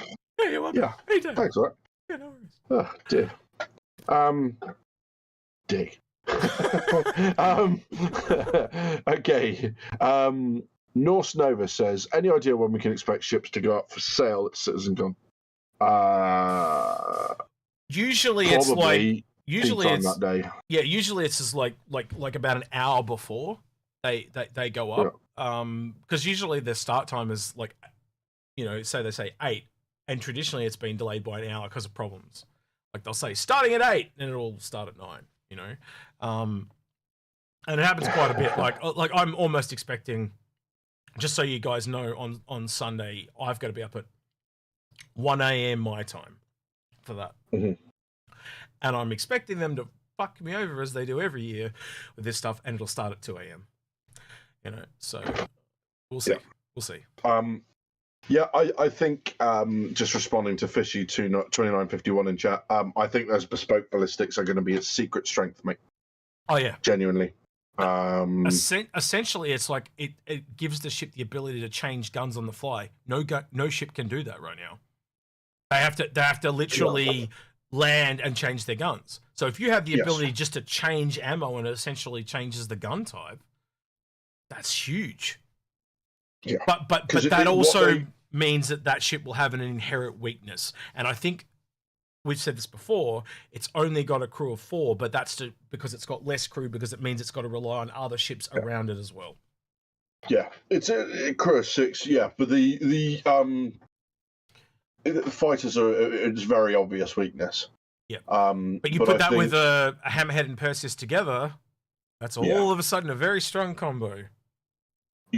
What you're looking at with those ballistics is it doesn't say interchangeable ammo. It says customizable ammo, which means this isn't a case of buying armor-piercing rounds and then HE rounds and then flak rounds. This is something that you can do on the fly. And the example I would give of this, because it's the most simple that they could do, right, is when you fire them, even with the rounds ready and chambered, you could put, for example, an electric charge over them. So they behave less like ballistics and more like lasers. So you don't get the penetration on the shields, but you do more damage to the shields. That would be an example for me of customizable ammo. I'm not saying for a second that that's what the Perseus get. Customizable and interchangeable ammo are not the same thing. They did. So unless that's a slip up by CIG on that front. They did have a post about different ammo types around about the same time the Perseus came out. So I think it was a tip of the hat to that. Like they were talking about you know, like energy type ones and stuff like that. So I don't know if it will be different ammo types or customizable ammo, as you said, but again, I think it's deliberately vague, like a lot of things they do, so they can choose what they want to do down the line. Yeah, and I think, you know, Perseus will likely circle its target, using both turrets on target the whole time, and when it needs to, it'll put its nose through the target to get some torpedoes away. Yep. And I think that's very telling because of the bottom turret. I think I think the bottom turret, like, because if they just wanted that to be like all guns bare, they would have just had 2 turrets on the front, one above the other, right? But the fact that they've gone one up top and one down the bottom, it's to make you position that ship in a certain particular way. Yeah. So to give you a real world example of customizable ammo, the guns on the front of RN warships, the mod, the 45 mod 8, those 4.5-inch guns those rounds have a slot you can just put a screwdriver in and you can just alter it, and it changes it from an impact round to an airburst munition. And then the more you change it, the higher up it airbursts. So that would be customizable because you're not doing anything to that round, or that you're changing it on the fly. That's not 2 different types of ammunition. All of the HE rounds do that. So one HE round is both an impact munition and an airburst munition, depending on whether or not you alter it. You'd even make so it that so it's would like be another example of. It's on a on a timer. So when it explodes, there's so many. They've deliberately left it vague. It's really obvious, so they can do what they want with it. Essentially, if you know, they can dial it up if it's too weak, and they can dial it down if it's too strong. That's why it's worded the way it's worded. So yeah. Absolutely. Any more questions? Yeah, we got a few more. We answered that one. So Mike Adams says, "It's pure speculation, but what do you think the 71-week unannounced vehicle is on the roadmap?" 71. I reckon that's. Hang on. I reckon that's the Grey Cat Racing Edition. Grey Cat PTV Racing Edition. How do I pull it up? Like I tried to, I tried to search for unannounced. Nothing came up. If you search by teams, I think. So you go for the vehicle team or whatever. That's not a bad idea. Open up. Vehicle. Thanks, I do have them occasionally. What is it? 71. There's no 71s there, though. It might not be with that team. So a couple of things we talked about on a previous stream were ground vehicles that were so big that they can't be moved from the planet. So like the sand crawler from Star Wars and stuff like that. Yeah. So that's possibly, but 71, that's a long old time for a vehicle to be in. Well, we don't know what stage it is because we can't find it on the roadmap at the minute, or the progress tracker. But yeah, if someone can tell me how to find it, that'd be great. Sorry, I've tried. My little brain is not doing what I asked it to do. So yeah. Anyway, so we'll go to the next question. Yeah, so there's a couple of suggestions in chat. Search deliverable and go down. Deliverable. Okay. Yep, sure. Let's do that. Deliverable.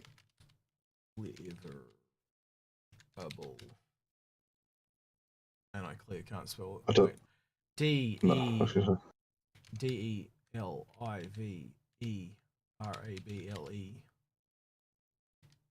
Or do I have to search it under deliverable? I don't get it.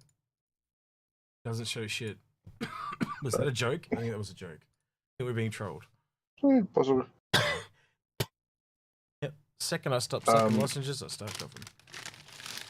Yeah, so don't know. It would be, again, my guess would be something like a vehicle that has a bed in it for you to, go in and do some stuff away from your ship. So something you can land, drive off, and that sort of stuff.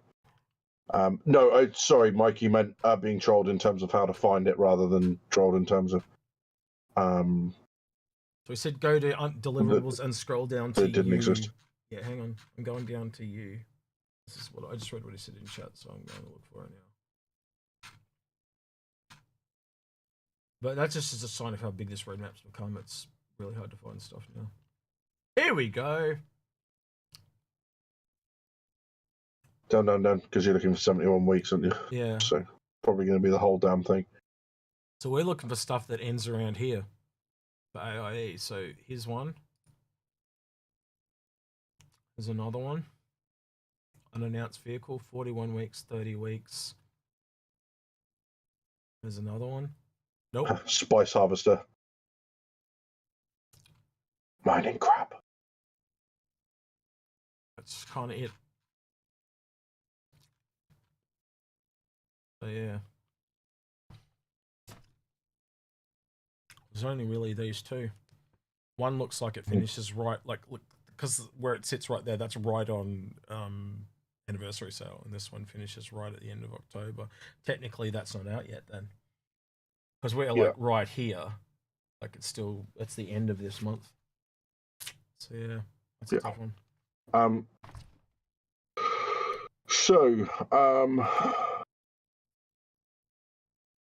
Next question. BLZRad asks, sorry if I've massacred that, mate. It's probably Blizzrad, I guess. Do you think we will get things like laser target painters to add a degree of difficulty in exchange for defeating current countermeasures? Yes and no, in that order. Apparently, Todd Pappy's actually made reference to the fact that Chris is saying to him when laser pointers, gib laser pointers, sort of stuff. But I think that's likely to be in place of some sort of land artillery, because conventional artillery, like using howitzers and stuff, is boring. Because there's no artillery, you sit 3 kilometers away from someone's base and shell them. There's no risk to you. You know, there's no fun in being in a base with explosions all around, no ability to pinpoint where it's coming from. That's not a good gameplay loop.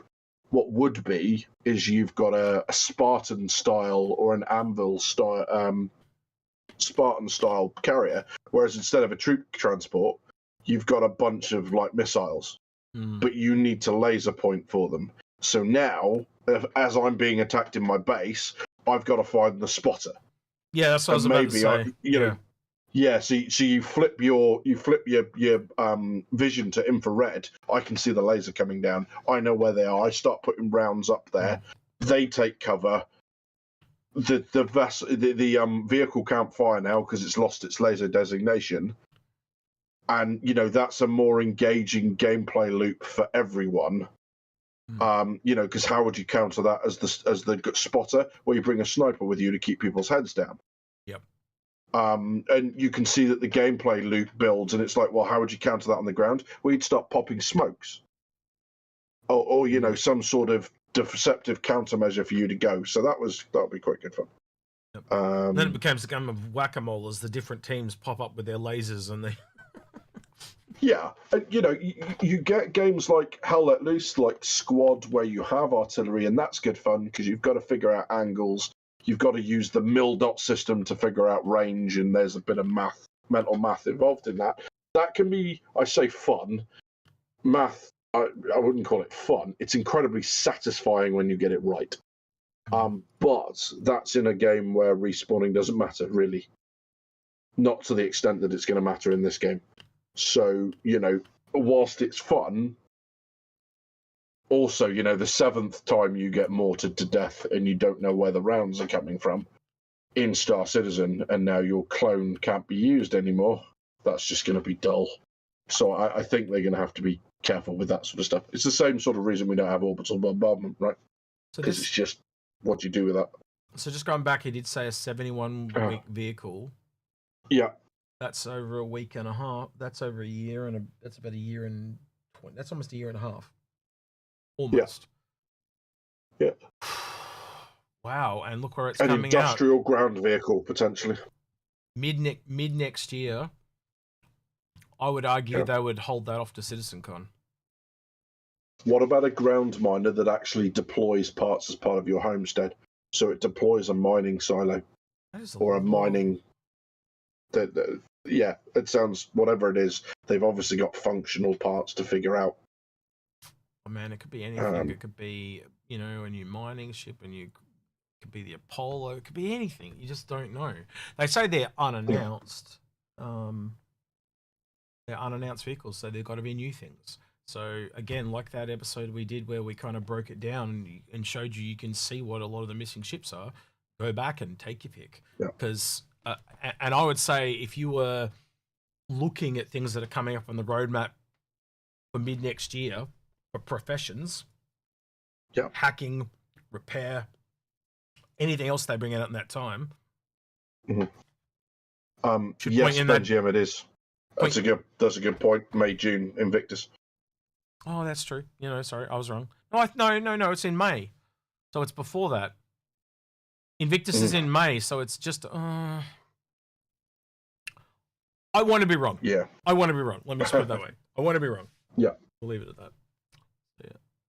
Okie dokie. Mark Evans says, "Can we find fragments of a Zeus and frame it on a wall?"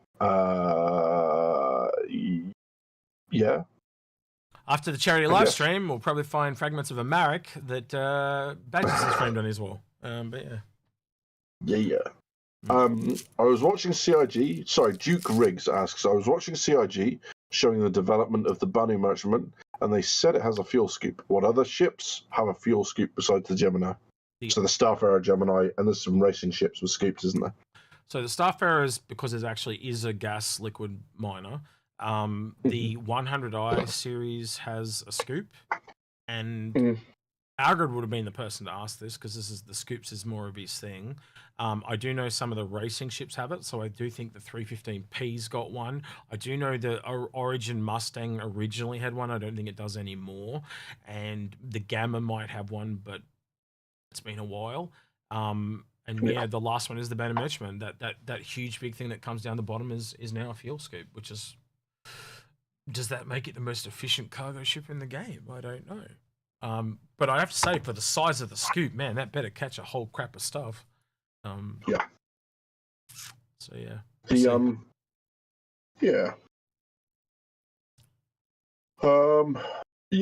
other thing that's I think it's worth bearing in mind is I think the Gemini can change its fuel scoops out for missile racks or whatever it is. So it may be that other ships get the option to play with that kind of later on. But yes. Corsair has one question mark from Zombie Bombi. No, that was a question mark. Corsair has one question mark. I don't think it does. I was going to say, really? Like you heard it in my voice. Really? No, I don't think it does. The whole aesthetic of Drake, as it's leaning towards the pirate thing, right? If you think of where they go, right, we're going to give you less armor. So just put it this way, you got 10% less armor, but you get 10% more guns. Why would they do that? Because it means if you have the advantage of guns, it pushes you to fire first, to play your advantage. So that's why they've done it, because they want the Drake people to be the aggressors. That's literally it in a nutshell. The pipe? What? Okay, man. Now I'm questioning my own sanity. I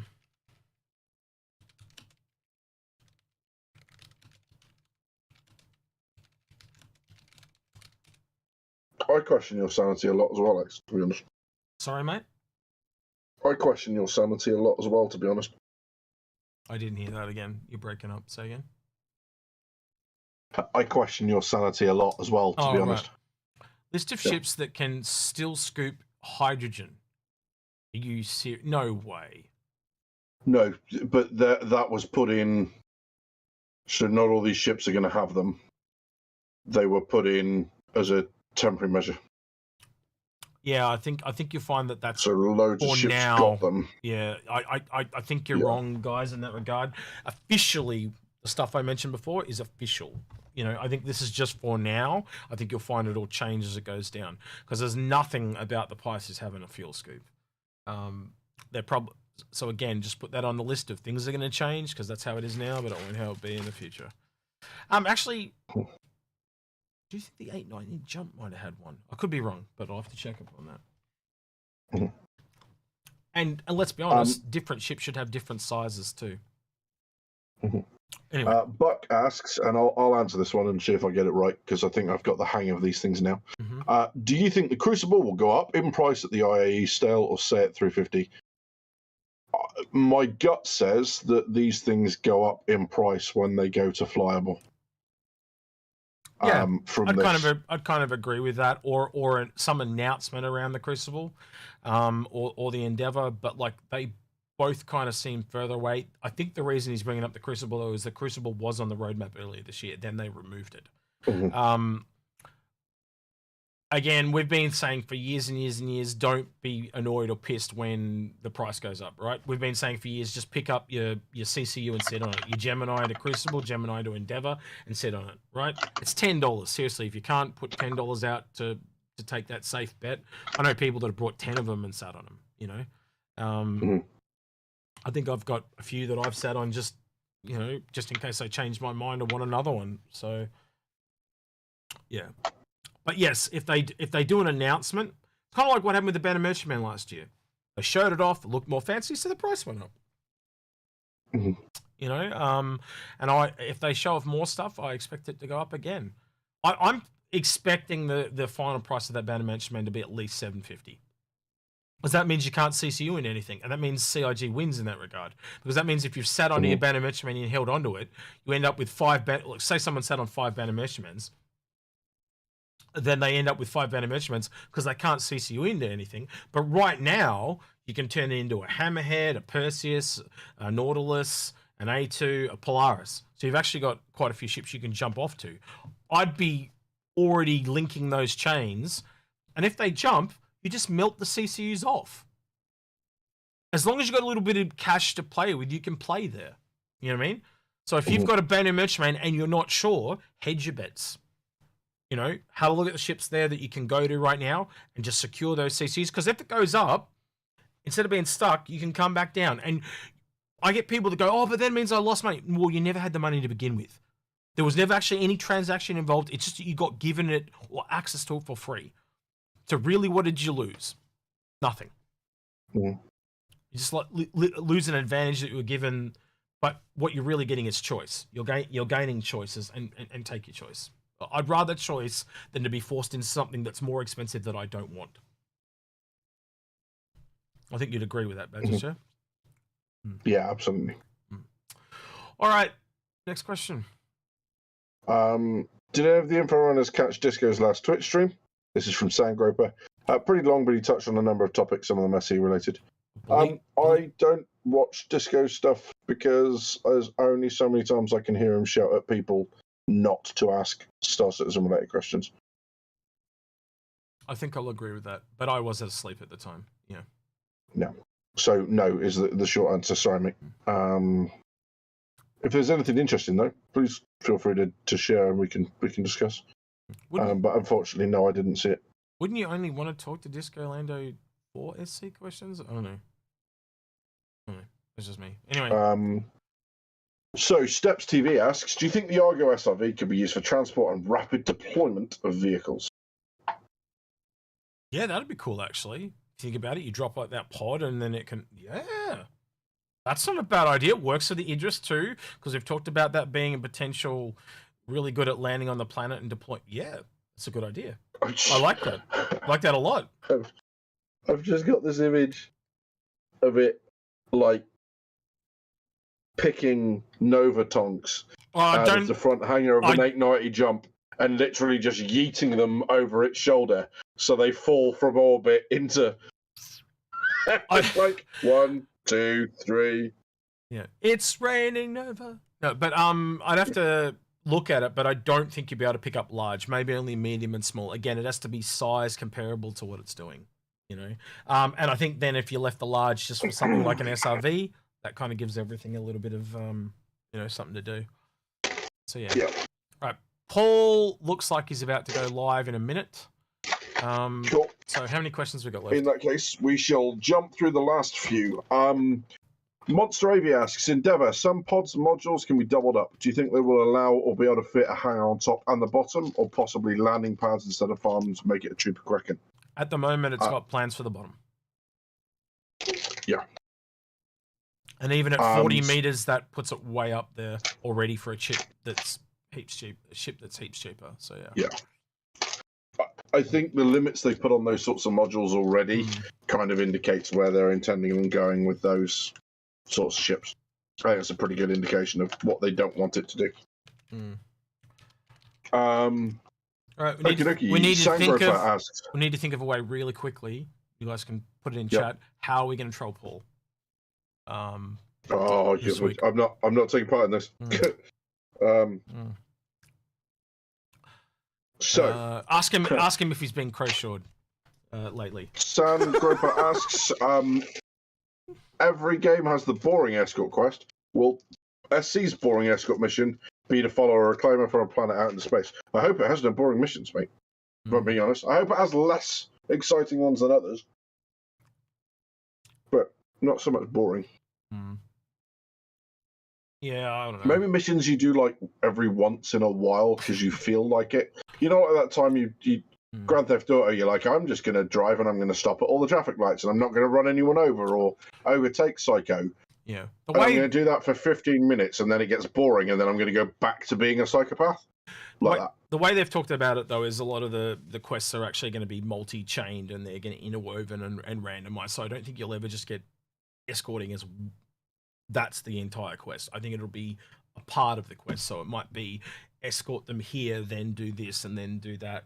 You know, it'll be multi-stage. And they've even talked about things where you'll be on ships and on planet and all that and all intertwined. If you look back at the quest system, which they haven't talked about in a long time, it generates quests and stuff. So yeah.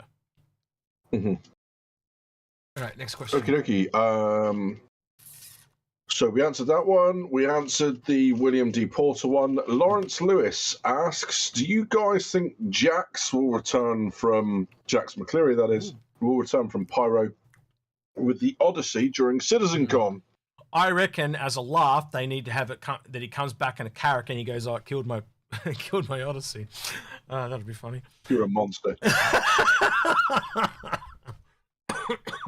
That might well be the in-game tour, I guess, or part of it at least. That'd be funny. Pyro. That could be part of it. Well, they'd redeem it in the eyes of people. So yeah. All right. Last few questions. And then we've got 3 or 4 left. Yeah. Jeremy Tux asks, what are the best of the forgotten ships? Gladiator, Hornet, Tracker, etc. Still the Crucible. 100%. Crucible Endeavor. We're probably the only channel that really talks about them to any extent. Especially the Crucible. Crucible is like, I've seen 600 org fleets and they've got 2 Crucibles, which is just insane. That'll be the first ship they go in game. I guarantee it. Once they realize like their big ships are stuck and they can't move. But yeah. What about you, Badges?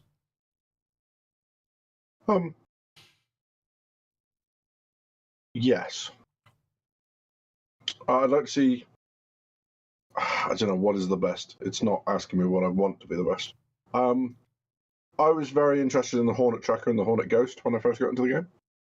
They spoke to me for some reason, so I've got a soft spot for those, I guess. Okay. Uriah the Smoke says, how valid is the opinion that some ships are in the game just for NPCs to go in Squadron 42? I think they may release those down the road, but the way they have kind of designed them they look like ad hoc built ships for the the OMC, so they've kind of like hobbled them together from junkyard parts, and I think they are very bespoke, and at the end of the day you wouldn't want them as a player, because then how do you change the color and stuff like that? It makes it very difficult. Yeah, I think they're designed for story points is what I'm getting at. Yeah, I think like the Cygnus Spider Miner, is it?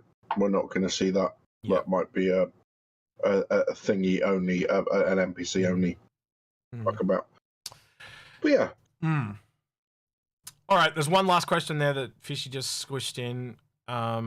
Actually, someone else put one in there too. Question: I have a Carrack exploration to Perseus CCU if he needs it. There we go. Look, see, people are already often near CCUs. Yep. That's what we'll probably do. We'll probably build it live on stream with CCUs and donations. That's what we'll do. Fishy us, do you think the Endeavour will get a deployable dry dock repair module? Ooh, that's kind of a bit outside of purview, but never say never.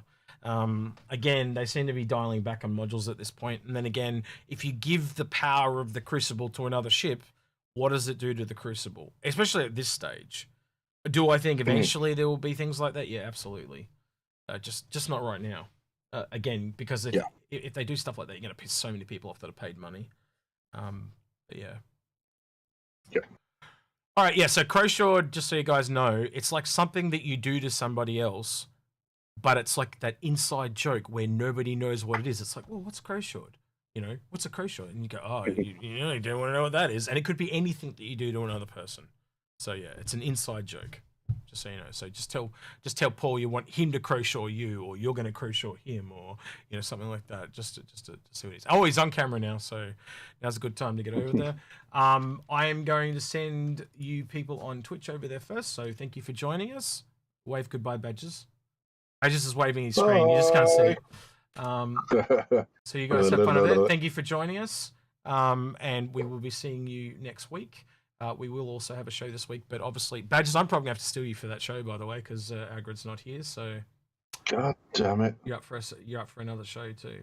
So yeah, goodbye everyone on Twitch. Guys, we'll see it's you been fun. Thank you ever so much. Take it easy, guys. Yep. And with that, we'll wait. I've got to press the right button. Yep. We'll love you and leave you, and we'll catch you next week. Thanks for joining us, guys. It's been really great having you all. See ya. Cheers, guys.